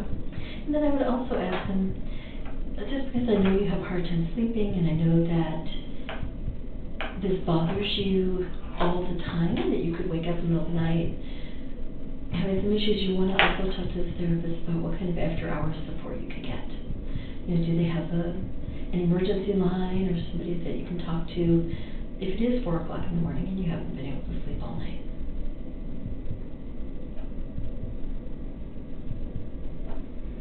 And if you need some help making those phone calls, Bobby Joe and I can help you. Thank you. Okay. Sounds like a plan. Just keep doing everything we need to do every day. There's nothing else to do. I know you're feeling pretty overwhelmed, and it just seems like it's Getting piling up. Piling up. Yeah. And you know that we are here for you. Okay. So you do have support. Yeah, the media came to my house, left a letter, like old crinkly envelope and a piece of journal paper that was all crumpled, handwritten and chicken scratch. Like, oh, I went to Today's Show, you should call me. It's like, why would I do that in the first place? But even then, like the lack of professionalism that my family is seeing from these news reporters is absolutely ridiculous. And you're just ignoring them. Yeah, I mean, they don't have my phone number yet. They still haven't found it. Well, that's good. And you're not at your home. No. And your dad's pretty good about saying no and walking away. So. Yeah, they're contacting everybody. But so many people reach out to me. The media called me today. And, you know, all they have to say is that they don't know anything about it and they don't have any comment. That's what I told them. Just I don't want to talk to you or yeah, whatever. no comment or you don't know. And I was was like, you don't have to talk to them. It's like, you don't have to call them back. You don't owe them anything. Like, just send me love and support. I haven't said anything else. I don't really know what else to say. No, that's good. But I had to do it with a lot of people, and it wasn't something I wanted to do. I was trying to avoid that situation, but I've just been like inundated with phone calls and texts about it. So I was like, all right. Talked to my dad, and I was like, do we do damage control on the rest of these people so that they're prepared or not? And he was just like, yeah, we'll do it. So I just called like my closest friends, and I didn't say anything about the case or that I was a witness. I just told them, it's like, hey man, I need you to do this for me. Like, me comes to your door asking you questions, just tell no comment. Please take all the pictures that you have of us off of social media. And I love you, and I'm safe. And I didn't break any laws. Oh, that's good. Well, because they start freaking I know, out. Like, what did you do? And I'm like, no, Yeah. it's okay. You just help me, please. So, Yeah. I mean, so far. Well, when we talked about that, how you believed that your friends and your family would, at least for a while, be supportive, not knowing anything, just knowing that you needed their love and support. I mean, it's been 4 days that they've been searching for me, and they haven't found me yet. I'm sure they will eventually, but I think 4 days it's not a bad start. I think you're right, and they still haven't found my phone number. And you do have a plan. You know, you have the plan to just say no, to hang up, don't answer the door, don't answer the phone. You'll have caller ID, so you know if it's your family or your friends. And you have a voicemail that they can leave a message and just say what they want if it's family. Everybody else you can just ignore. You don't have any obligation to talk to any of them. Right. That's pretty much where it's at. It's just like one task at a time. Every day is something else. But I'm here, and they got my phone, so hopefully they can get what they need. Good. Hopefully it will help. I'm just trying to do everything I can, but at this point, it's like I don't even know what to do anymore. I just like really want to just start taking care of myself and not everybody else, and I feel like it's just not happening. Well, I think that's all you do have to do right now is take care of yourself. There's really no one else that you have to take care of right now. You know, let your friends, let your family take care of you. Let them offer you support. You're doing everything that we've asked of you, and you just need to now take care of yourself and get yourself through this. And let your family support you, and let your friends support you. You don't have to take care of them. You've done what you need to do for them. You've told them, I'm in a situation in which I just need you to support me, unconditionally support me. And that's all the taking care of them that you need to do right now. There'll be plenty of time for the rest of your life to take care of people. Right now, you just need people to take care of you.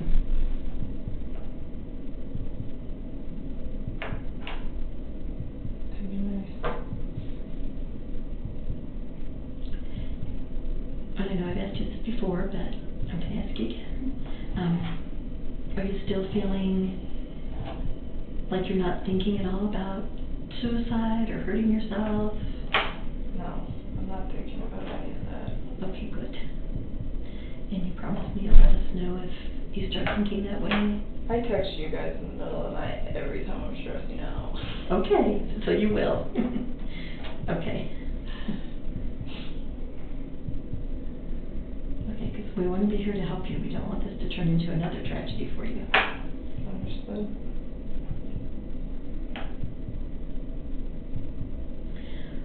Well, I didn't know what time you were coming in today, and I have another appointment that is coming in.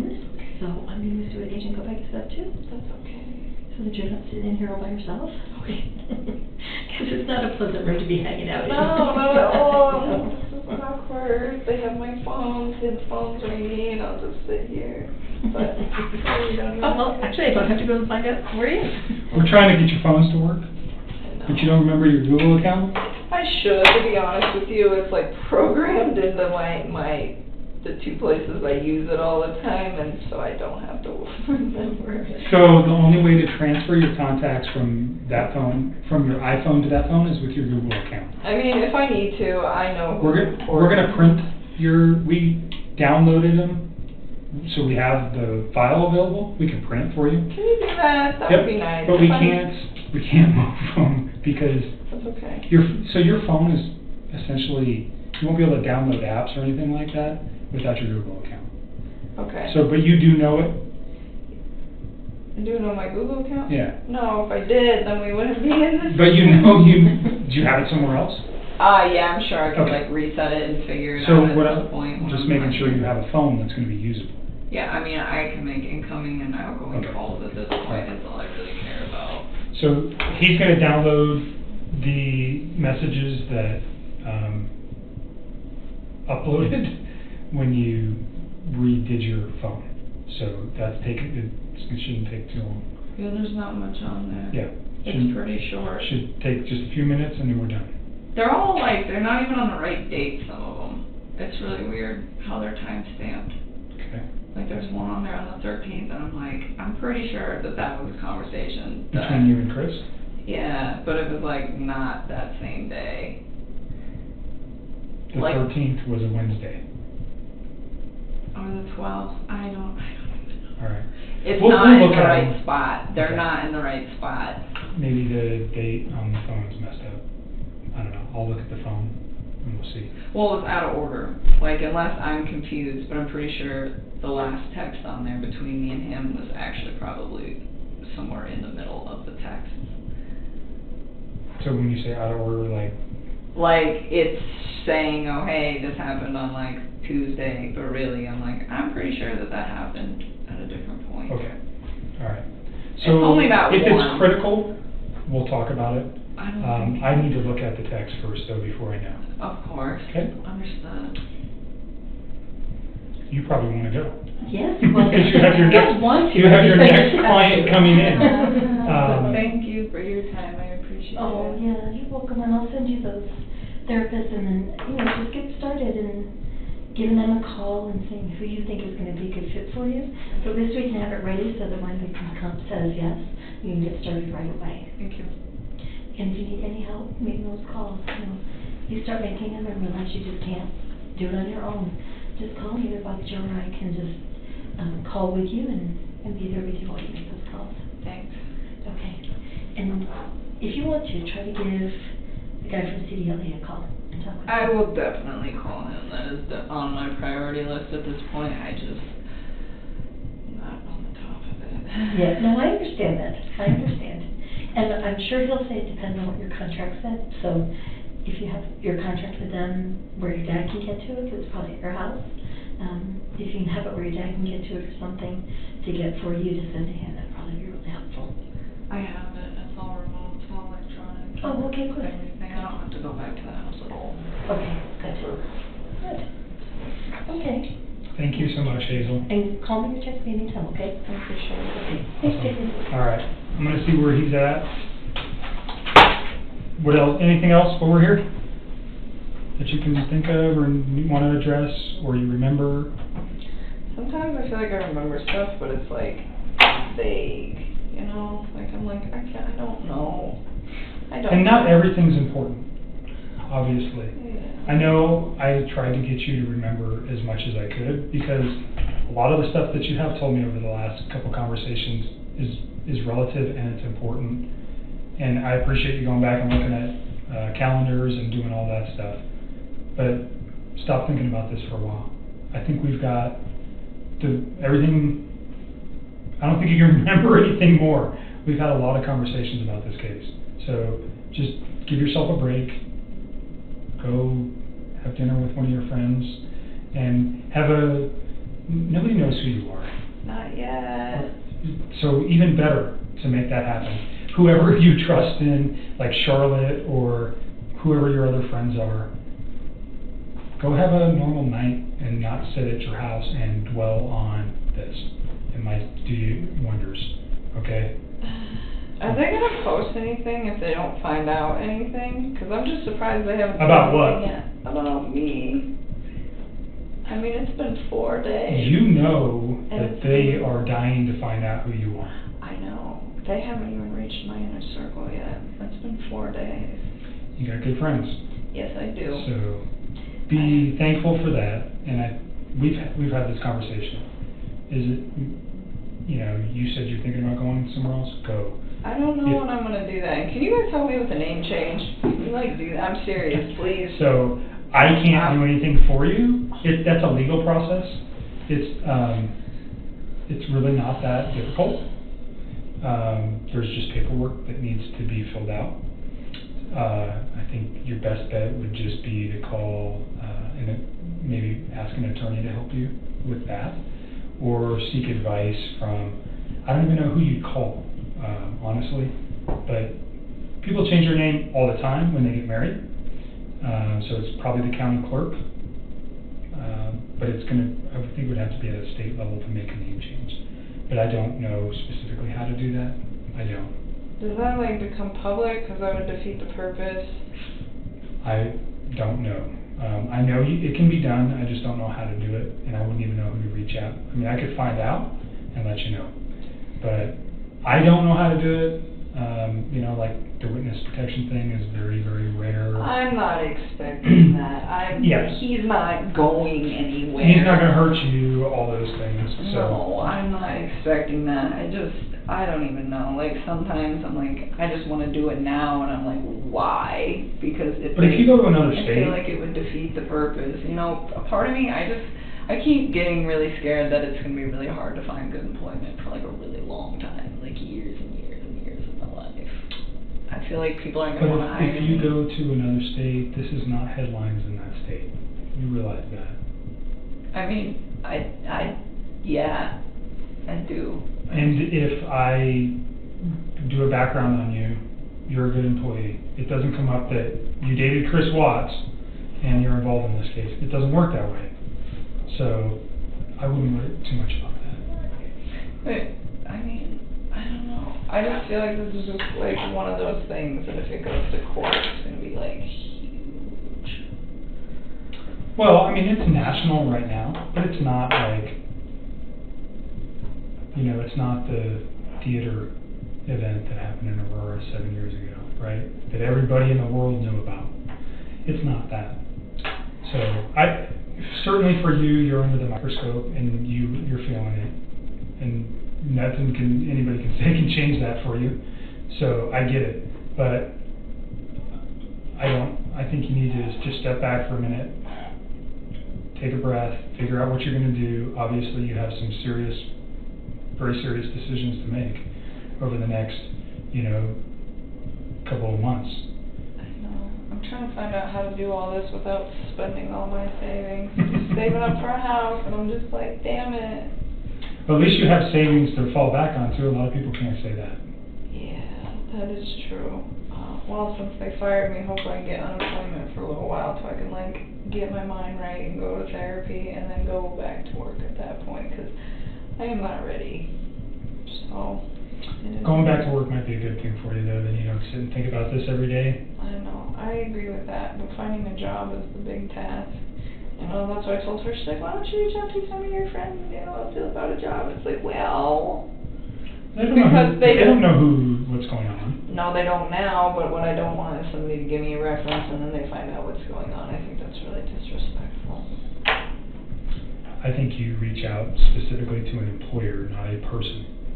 I don't know anything about the oil industry, but other companies like who you work for. I have this skill, and I'd like to come to work for you. I was thinking about it. I was thinking about reaching out to some old employers. I've always been a really good employee to those people. Everybody, when I leave, is pretty disappointed. This is the first time I've ever been terminated from a job. So. Sometimes that can be tough to get over, too. It's hard. This was like the dream job. I feel awful about all of this. Like, I wanted that for so long to get out of the oil field. I was so tired of living on oil rigs. It's such a rough life. It's like I just want to be in the office and work in environmental for an oil company, and I finally got it, and all this happened. Well, you have that skill set now, so maybe you can move back into that. I hope so. We will see. I forgot what else was going to say. Are you guys... Am I in trouble because I deleted his text? You're not in trouble. I didn't know what was going on at that point. So, I know does that cause question? Of course it does. There is, but is it criminal? No. Is there concern that you're hiding something? Potentially. That's why I want them, or I wouldn't be asking for them. I know. And I'm trying to give you guys you've that. been upfront with me about everything. I don't have a concern that you ever told Chris, I don't want you, go kill your wife, No, or no. get rid of your kids, or I don't want to date you if you have kids. None of those things ever came out of your mouth. We've talked about that. Yeah. So, but until those text messages that are deleted are there, and all that, it's just speculation. But it's kind of like, why did you do that? And I get your excuse. I understand what you're saying, that on Tuesday you realized who this man was and what he had done. You didn't want him to be part of your life anymore, so you got rid of it. I didn't even want to see it in my phone. It was like freaking me out because I remember I had like deleted them, and then he sent me another text, and then I deleted that one too. Right. Because I was like, I don't want to deal with this. By the way, when you're looking through those texts, look for his ABC phone for that one conversation we had where he screenshotted me what he did on Monday. You remember that? Mm-hmm. Yeah. And you said that's his Anadarko phone. Uh-huh. Okay. And that should be the only like recent, like there's probably stuff if you guys are able to pull up from way back that we talked, but nothing. The thing we talked about was him proving that he went to the oil field. That he went to work. That he went to work that morning at whatever site he was supposed to go to to check on the So that'll be in there. release. Okay. Yep. All right. And then I don't know. Am I allowed to like address my friends and tell them please no comment to the media? I mean, I haven't been telling them anything else. I would not talk with anybody about any of this case. Except, I mean, I know you need to talk to a therapist, and you need to talk. I'm sure you're talking to your dad. To some extent, probably I mean, your closest person. Well, when he's not in here for this, I don't tell him about this. I tell him I'm coming down here, but he doesn't need to know anymore. He's so strict. You're an adult. You made some decisions that caught you in a bad situation. But there's nothing wrong with you talking to somebody. I just wouldn't go into details. No, I haven't even been telling people I'm a witness for anything. Certainly your best, I mean, if I was you, I'd be confiding in my best friend, like, hey, this is what's happening in my life and I need help. Is there anything wrong with that? No. I mean, that's about as far as confiding has gone, was me telling her about some guy that I was hanging out with, but that was like way before any of this. Yeah, and you need support right now too, so you're not in trouble, there's no charges against you, you're simply a I just witness. don't want to like get in trouble for like talking to like my dad or like About what? asking a friend for help. Well, I mean like what my dad already knows, you know what I'm saying? There's nothing to get in trouble for. Okay, I don't know how that works. That's why I'm asking. I'm like, I don't want. There's just one more thing I don't need on my plate because I just, oh my god. You're not in trouble, and talking to your friends and family about what's going on isn't going to get you in trouble. Okay? I don't even want to talk to my friends about it. I don't even want anybody to know. I mean, they're going to find out, but I figure the reason that I think I'm staking out from the media as long as I have been is because nobody knows anything. And because my inner circle's really awesome. Maybe. I don't know. They haven't even. Or they just, because you're not on social media? At all, but I mean, I eliminated all of that. Right. I've like even had the ability to like go through. I went and found everybody I knew that had any public posts, and it was just like, this needs to be cleared. It's all gone. Right, so you've made it very difficult for them to find you. Do I think eventually that at some point they are going to find you? Sure, of course. I think they're going to find out where I'm staying at. I think that would be really tricky. I don't know. You haven't even told me where you're staying, so Nobody knows. I don't know how it's connected to you or your family. So, I mean, if it's in your family's name, certainly it wouldn't be that hard to figure it out. So, if that, there's ways to find out where people are staying, but they're limited. I mean, unless somebody knows about this place that talks to them. Nobody. So, Nobody. All right. My dad All right. doesn't even know where I'm at. Let me check on this. Yeah, let me check on this phone. Oh yeah, that's right. I was like, I'm not ready to go. I know you're ready to go. go. So he's printing your contacts. I'll be back in a minute.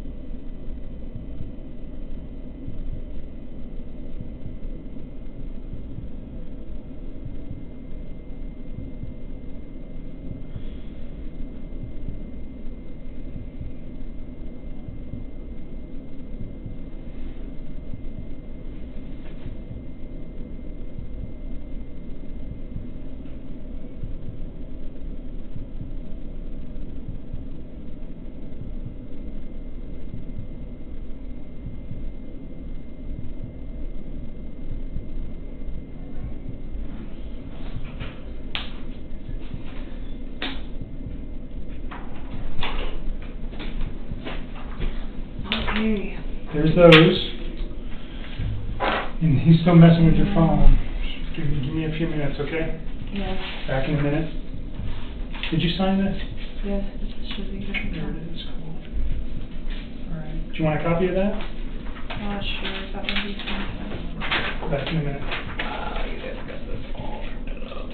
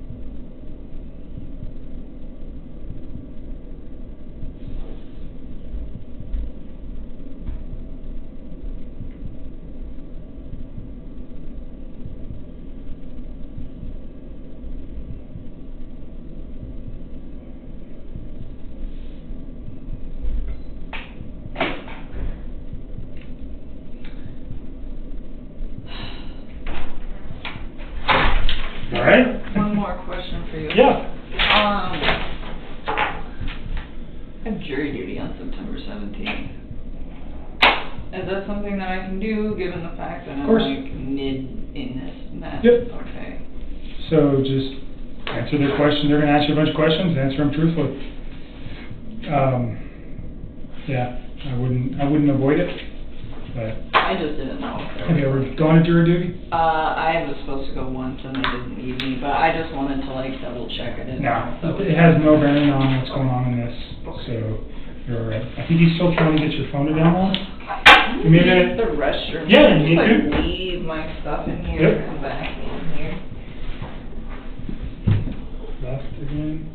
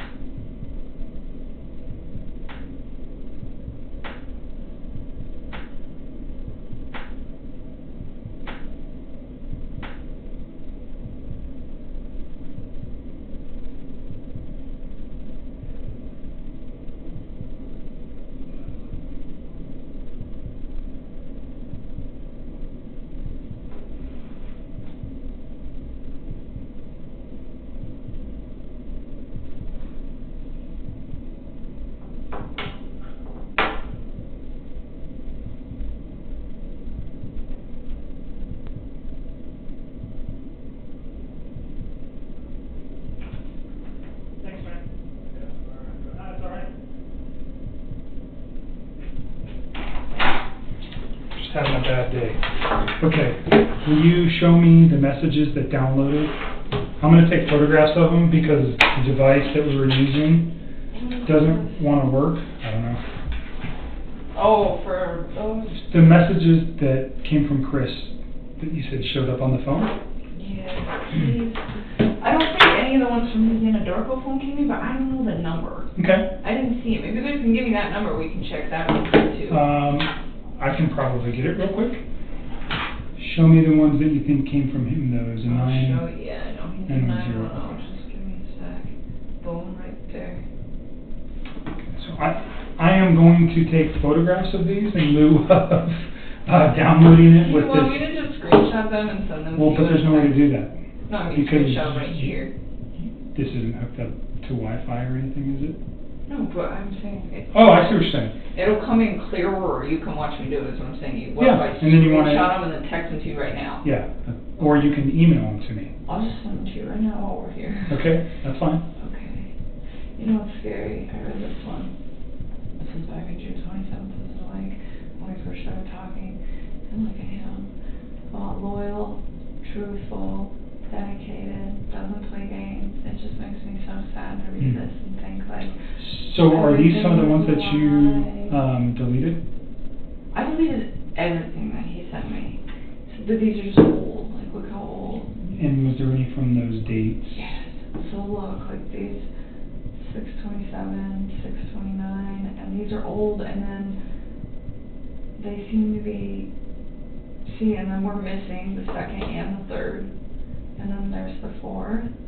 Okay, so there's a lot of messages. Kind of, that but make then, that- like, yeah, then there's no 5th, 6th, 7th, or 8th, and then there's the 9th, but it's only one text, and then the 17th, one text. And you guys text how many times a day? All the time. I bet you guys have hundreds of messages that Okay. you need to recover. But yes, so here's the 11th. But look, there's only one from the 11th. Can I just see what he said Yeah, in those yeah, days? yeah. And then the only text I think might be out of order, might, is the one at the very end.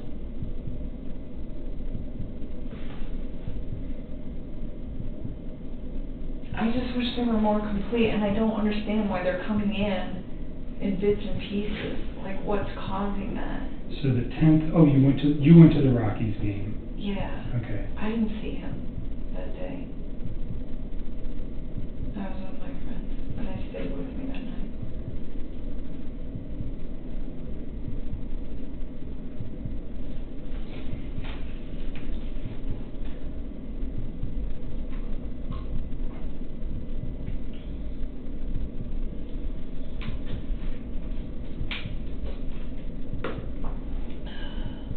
Okay, so this one's on Sunday night Yeah, that's at right. 4:07 p.m. What's he talking about? Pounding fruit? Is that you or him? That's him. Talking. Oh, so he was talking about that birthday party he was going to go to.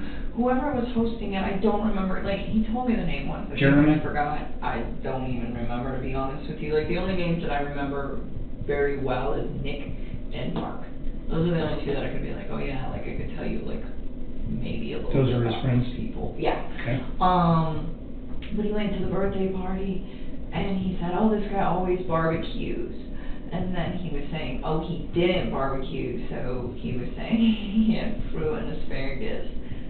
Yeah, didn't do any smoked barbecue this time. He did hot dogs, so he was saying he avoided that. He was like trying to eat healthy. So this is the final one. This is the one, I don't know if this is in order. I'm not sure exactly what this is referring to. I think this one at the bottom, this, oh my god, that's absolutely ridiculous. They would freak out. That, do you remember when I told you, like, I was always trying to, like, incorporate his kids and stuff? I mean, even if it wasn't, like, directly, like, me and him, but just, like, I was always thinking of cute stuff when I'd see stuff, and I was like, oh my god, little girls would like that. I would show him, and I found this box of Lucky Charms that was unicorn Lucky Charms. Okay. And I thought they were really cute, and I texted it to him, and I was like, do your little girls know about these? Because they're awesome. And I was like, little stuff like that. So and that's... I don't think that that's the 13th, because I don't think I talked to him that day. What day was the 13th? I can't remember. Monday, Was it Monday? I think. I gotta look, because I can't. I think it will, no, well then maybe these are in order. Monday was the day I think that I sent that text. Yes, that's Monday morning at 2:44 p.m. So that's in the afternoon, Monday. Does that sound right? I was at work when I texted it to Okay. him. So that fits. Okay, so then it is in order. 12. So it is in order.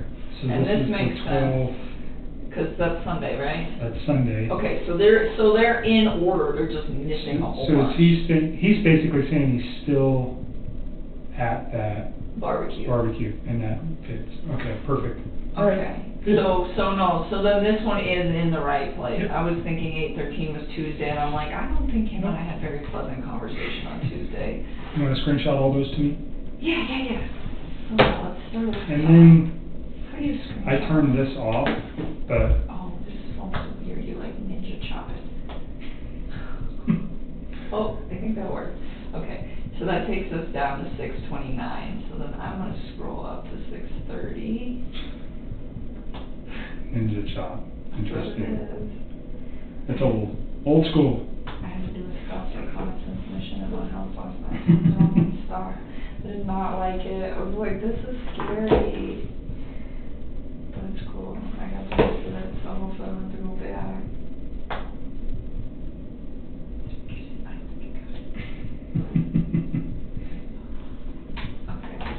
So while you're doing that, let me ask you about the text with you and Charlotte. Yes. You talk about children, and he's got his own kids, and that makes you kind of uncomfortable because you'd like to have your own family. Put that in context for me. Is that a fair statement the way I'm saying it? I mean, I guess. There was never anything I said to him though. Okay, that's what I want to know. Did you ever say anything to him about Never. anything about his kids being a problem? Anything about his wife being a problem? Never. I always try to be so inclusive with them. And even with her, when I was talking to her, it wasn't that his kids were an issue. It was just, this man already has a life. Should I go build my own, with somebody who hasn't done that yet? And then she was the one that was saying,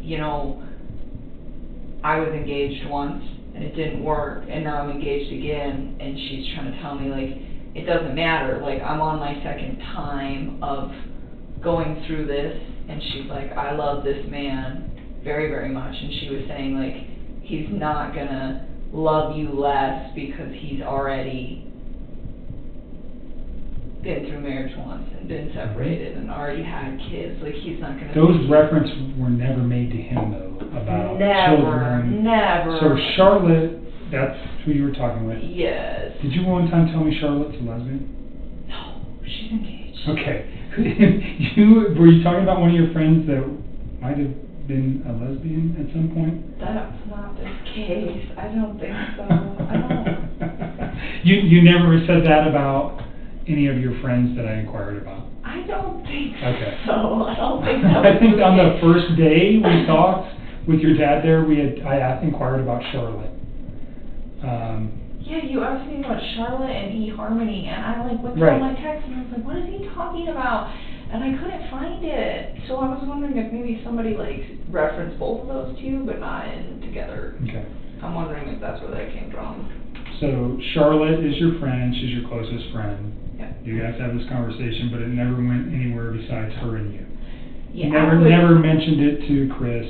You never said anything about your kids, or his kids, pardon me, damaging your guys' relationship. No. Or no. nothing like that. Never. And I mean, and even in that, it wasn't I never said his kids were a problem. It was just he already has a life. I don't know about Right. that. So in light of what's occurred though, what I'm trying to make sure is that there was never a conversation that you guys had that he might have thought that you were saying, I can't be with you if you have kids. I wouldn't be with him if I couldn't. Okay. So I'm just making 100% sure that those... I promise you. Okay. I really want you to get both these texts because all the stuff I've been telling you will Okay. sync up. And I hope we can... I haven't been very lucky with your phones yet. There's been nothing but a pain. So this one's coming with me. Okay, I think Jeez. I know, this is a task. some of these might be duplicates, but whatever. I'm gonna send these to you. No, that was kind of something between me and her, and it wasn't even really the kids. It was that like he'd already been married before, and I was just like, I don't know if I like am in a long-term relationship with this guy. Is that something he would eventually want? Because that's something like I would eventually want. You know, I just. So your concern was more about his prior marriage than his children. I guess. I wasn't really that worried about him at that time. Like, if you read the majority of those texts, like, it's very, very flattering to him and all the nice things that I have to say about him. It was just that I wasn't, like, 100% committed to him yet. I mean, I was monogamous with him. I wasn't seeing any other men. But I wasn't, like, hey, this is the guy I want to spend the rest of my life with. And part of the reason that I was uncertain, I mean, yeah, he'd already built a life, but honestly, like, he wasn't out of the marriage that he was already in. Right. So, I mean, I'm not going to go tell the whole world, like, hey, I've got this guy, and, you know, I'm going to take in his kids, and we're going to do this, and we're going to do that, and it wasn't because I had any problems with them. It's just, he was married. Okay. I know the context of that text now, like, looking at it looks so bad. You have to look at it from the perspective that I'm looking at it. Yeah. And how it could be misconstrued or made out to sound something another way. That's why I wanted to give you the opportunity to say what it really means. Okay? No, I don't mean any harm towards those kids. I always thought they were so cute. When he showed me those pictures, he was all about them, you know, and not only that, but it's like, once you guys get those texts, you will see, like, there's not very much mention of his children. And if there is mention of his children, it's always, like, cute stuff where it's like, hey, you should show them this, or hey, this apartment's great for them, or, you know, what do you think of bunk beds? And, you know, like, those little girls, like, remind me of my little sister. They're, like, the same age. Right. Yeah, I mean, like, it was so cute. Like, he would call his little daughter, the younger one, Cece, he'd call her Rampage. He's like, she's wild. And it used to just make me smile because my little sister was totally Rampage. And it just was kind of, like, spot on, you know? And so, like, it just kind of made me think, like, okay, these guys are going through a divorce at the same age that I was at when my parents went through a divorce. And it's like, how did I handle that? You know, and I tell them, like, you know, this is what happened when my parents separated and we were this old. And just try to, like, give him a reference because I gave a damn. Right. Okay. I mean, but just because I care about him and I care about his kids and all of that doesn't mean that I'm ready to turn around and, like, commit everything. Did he ever say anything like that? Like, do I have to get rid of my kids? Or no. Do I, you know? This shocked me just as much as I think it shocked the rest of the world. All of it. Like, he lied so much. Now I go back and think about all this shit, and I'm like, it's lies. Everything that they knew about him was like lies. I mean, his friends let him stay the night at their house. He even fooled them. It's not just me. He lied to everybody. He had all of you fooled. And everybody stood up for him. His friends stood up for him. I really thought she left. I was like, let her fucking go. You know, she'll come back in a day. She'll be alright. Let her cool down. She'll be here. It'll be okay. You know, like, had me convinced. Like, I think she's just upset. And then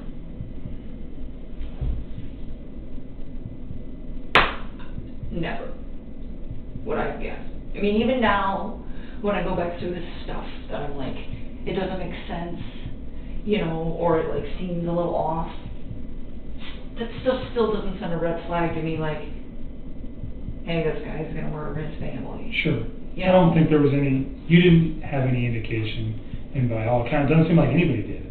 No, I just, like, you know, sometimes I, like, try not to think what that man is thinking, because, like, you don't know, you know, but it's like, how long has his brain been, like, shifting to this paradigm shift where he feels the need to do this? It's like, I just don't believe that it's something that just happens in a day or 2 days. I don't think it happens in 2 months. I think that this is something that takes a very, very long time to develop, and I don't. Right. So that scares you when you look back at it? Yeah, because I think about it and I'm like, he could have had that capacity to do that whether I was in his life or not. He could have had the capacity to do that, maybe not even just to them. It could have been me.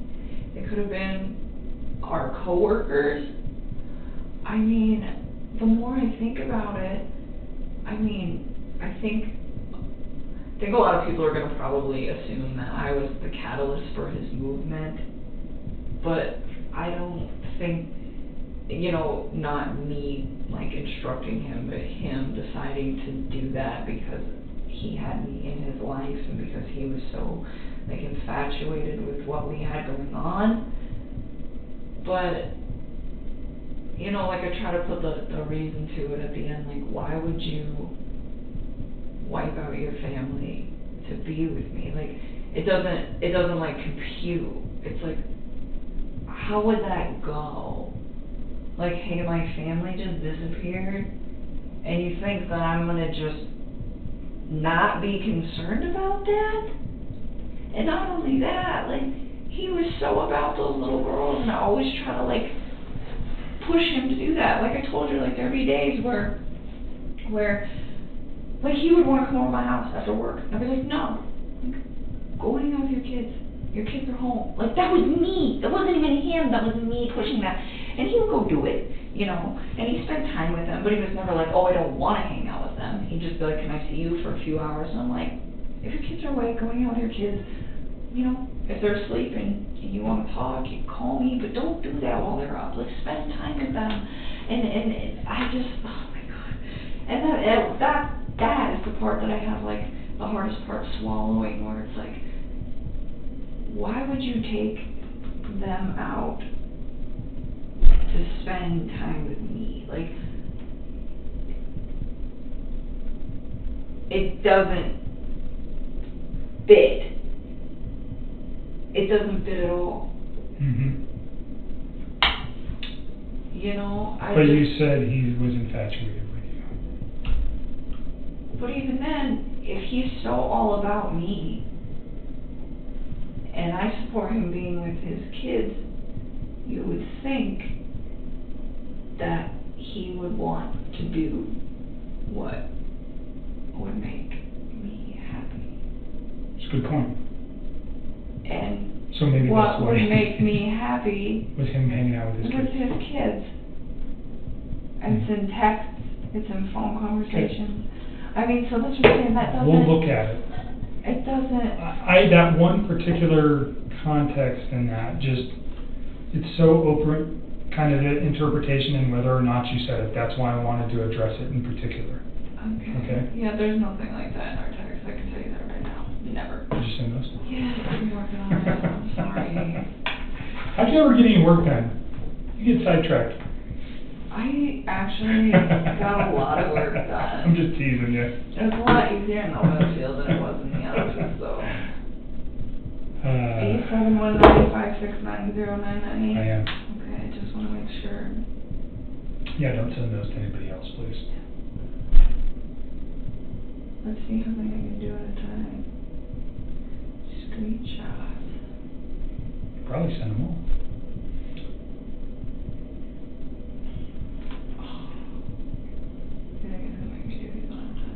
How about email? If you emailed it, could you select each one and attach it to the email? I just want to do it here so you know that I did it in its entirety. Okay. That's right, you don't have Wi-Fi on that phone, right? No, I don't have anything on here. Okay. I think this is all. This is just going to be a slow process here, but bear with me. Yeah, I don't know. Sometimes I just feel sometimes I legitimately think that man's cheese was sliding off of his cracker long before I came into his life. Have you stayed away from the media the last couple of days? Yeah, I guess they know where I live. No, what they're reporting about him or the case. No. So you've been watching that? Kind of. I have thought. So you saw the video of him talking about relationships? Oh, I can't even like bring myself to like watch most of that stuff. I will like scroll through the headlines if they look different than what I previously like knew about the investigation. Kind of looking for my name so that I know when it happens, so that I can deal with that. But other than that, no, I don't. I never actually watched that video. Okay. I don't really like. I have a hard time like looking at him now.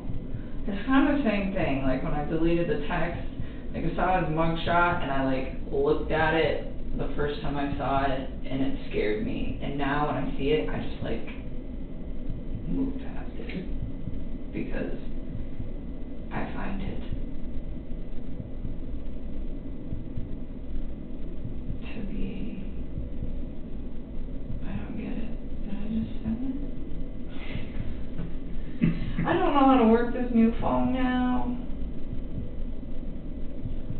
Attached. One. I think some of these are repeats and I'm sorry. It's okay. Okay. As long as I have them all, that'd be great. I think you do.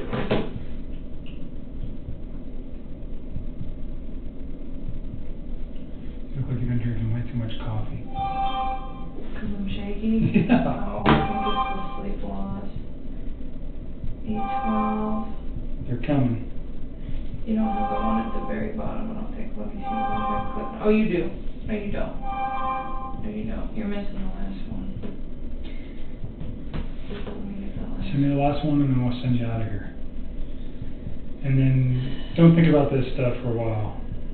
I'm trying. All right? It's hard. And It's so then much easier. when to I'm say done that. with your phone, I'll get this back to you. I mean, if you guys need to keep it, just No, keep we won't it. need to keep it because what it's going to do, if I take everything, then it's just easy. I get it back to you. Okay? So the examiner that's going to look at it, she comes back in early next week, and I'll try to corral her to do that as early as possible, so we can download your phone and then get it returned to you.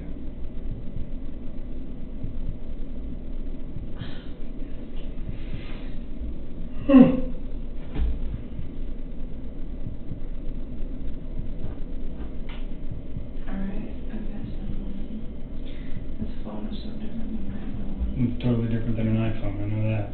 It's just been a long time. It's been years and years since you actually had this phone. So, let me go see if I can find his Andarko number real quick too. I'll be right back. And then I can put that on here. Totally forgot about that. Right back.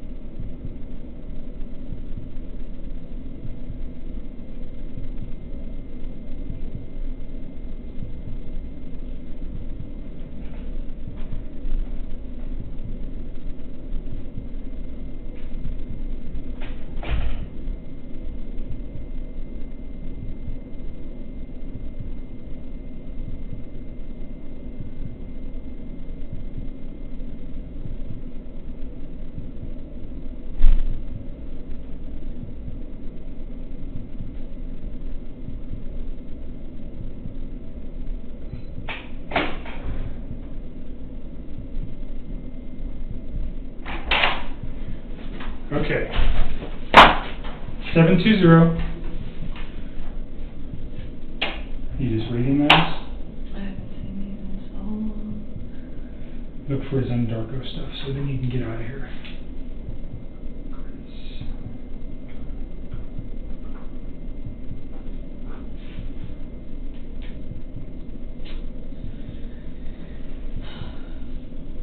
What is it? I'm reading my handwriting. 390. Let's start at the top. I just resent you all of those. It's fine. 720. So that would have been on the 12th or the 13th. What day was Monday? 11th was Saturday. So the 13th would have been Monday. Okay, so it would have been on the 13th. That was the day that I met. I don't see it. I see one of my contractors. I see him.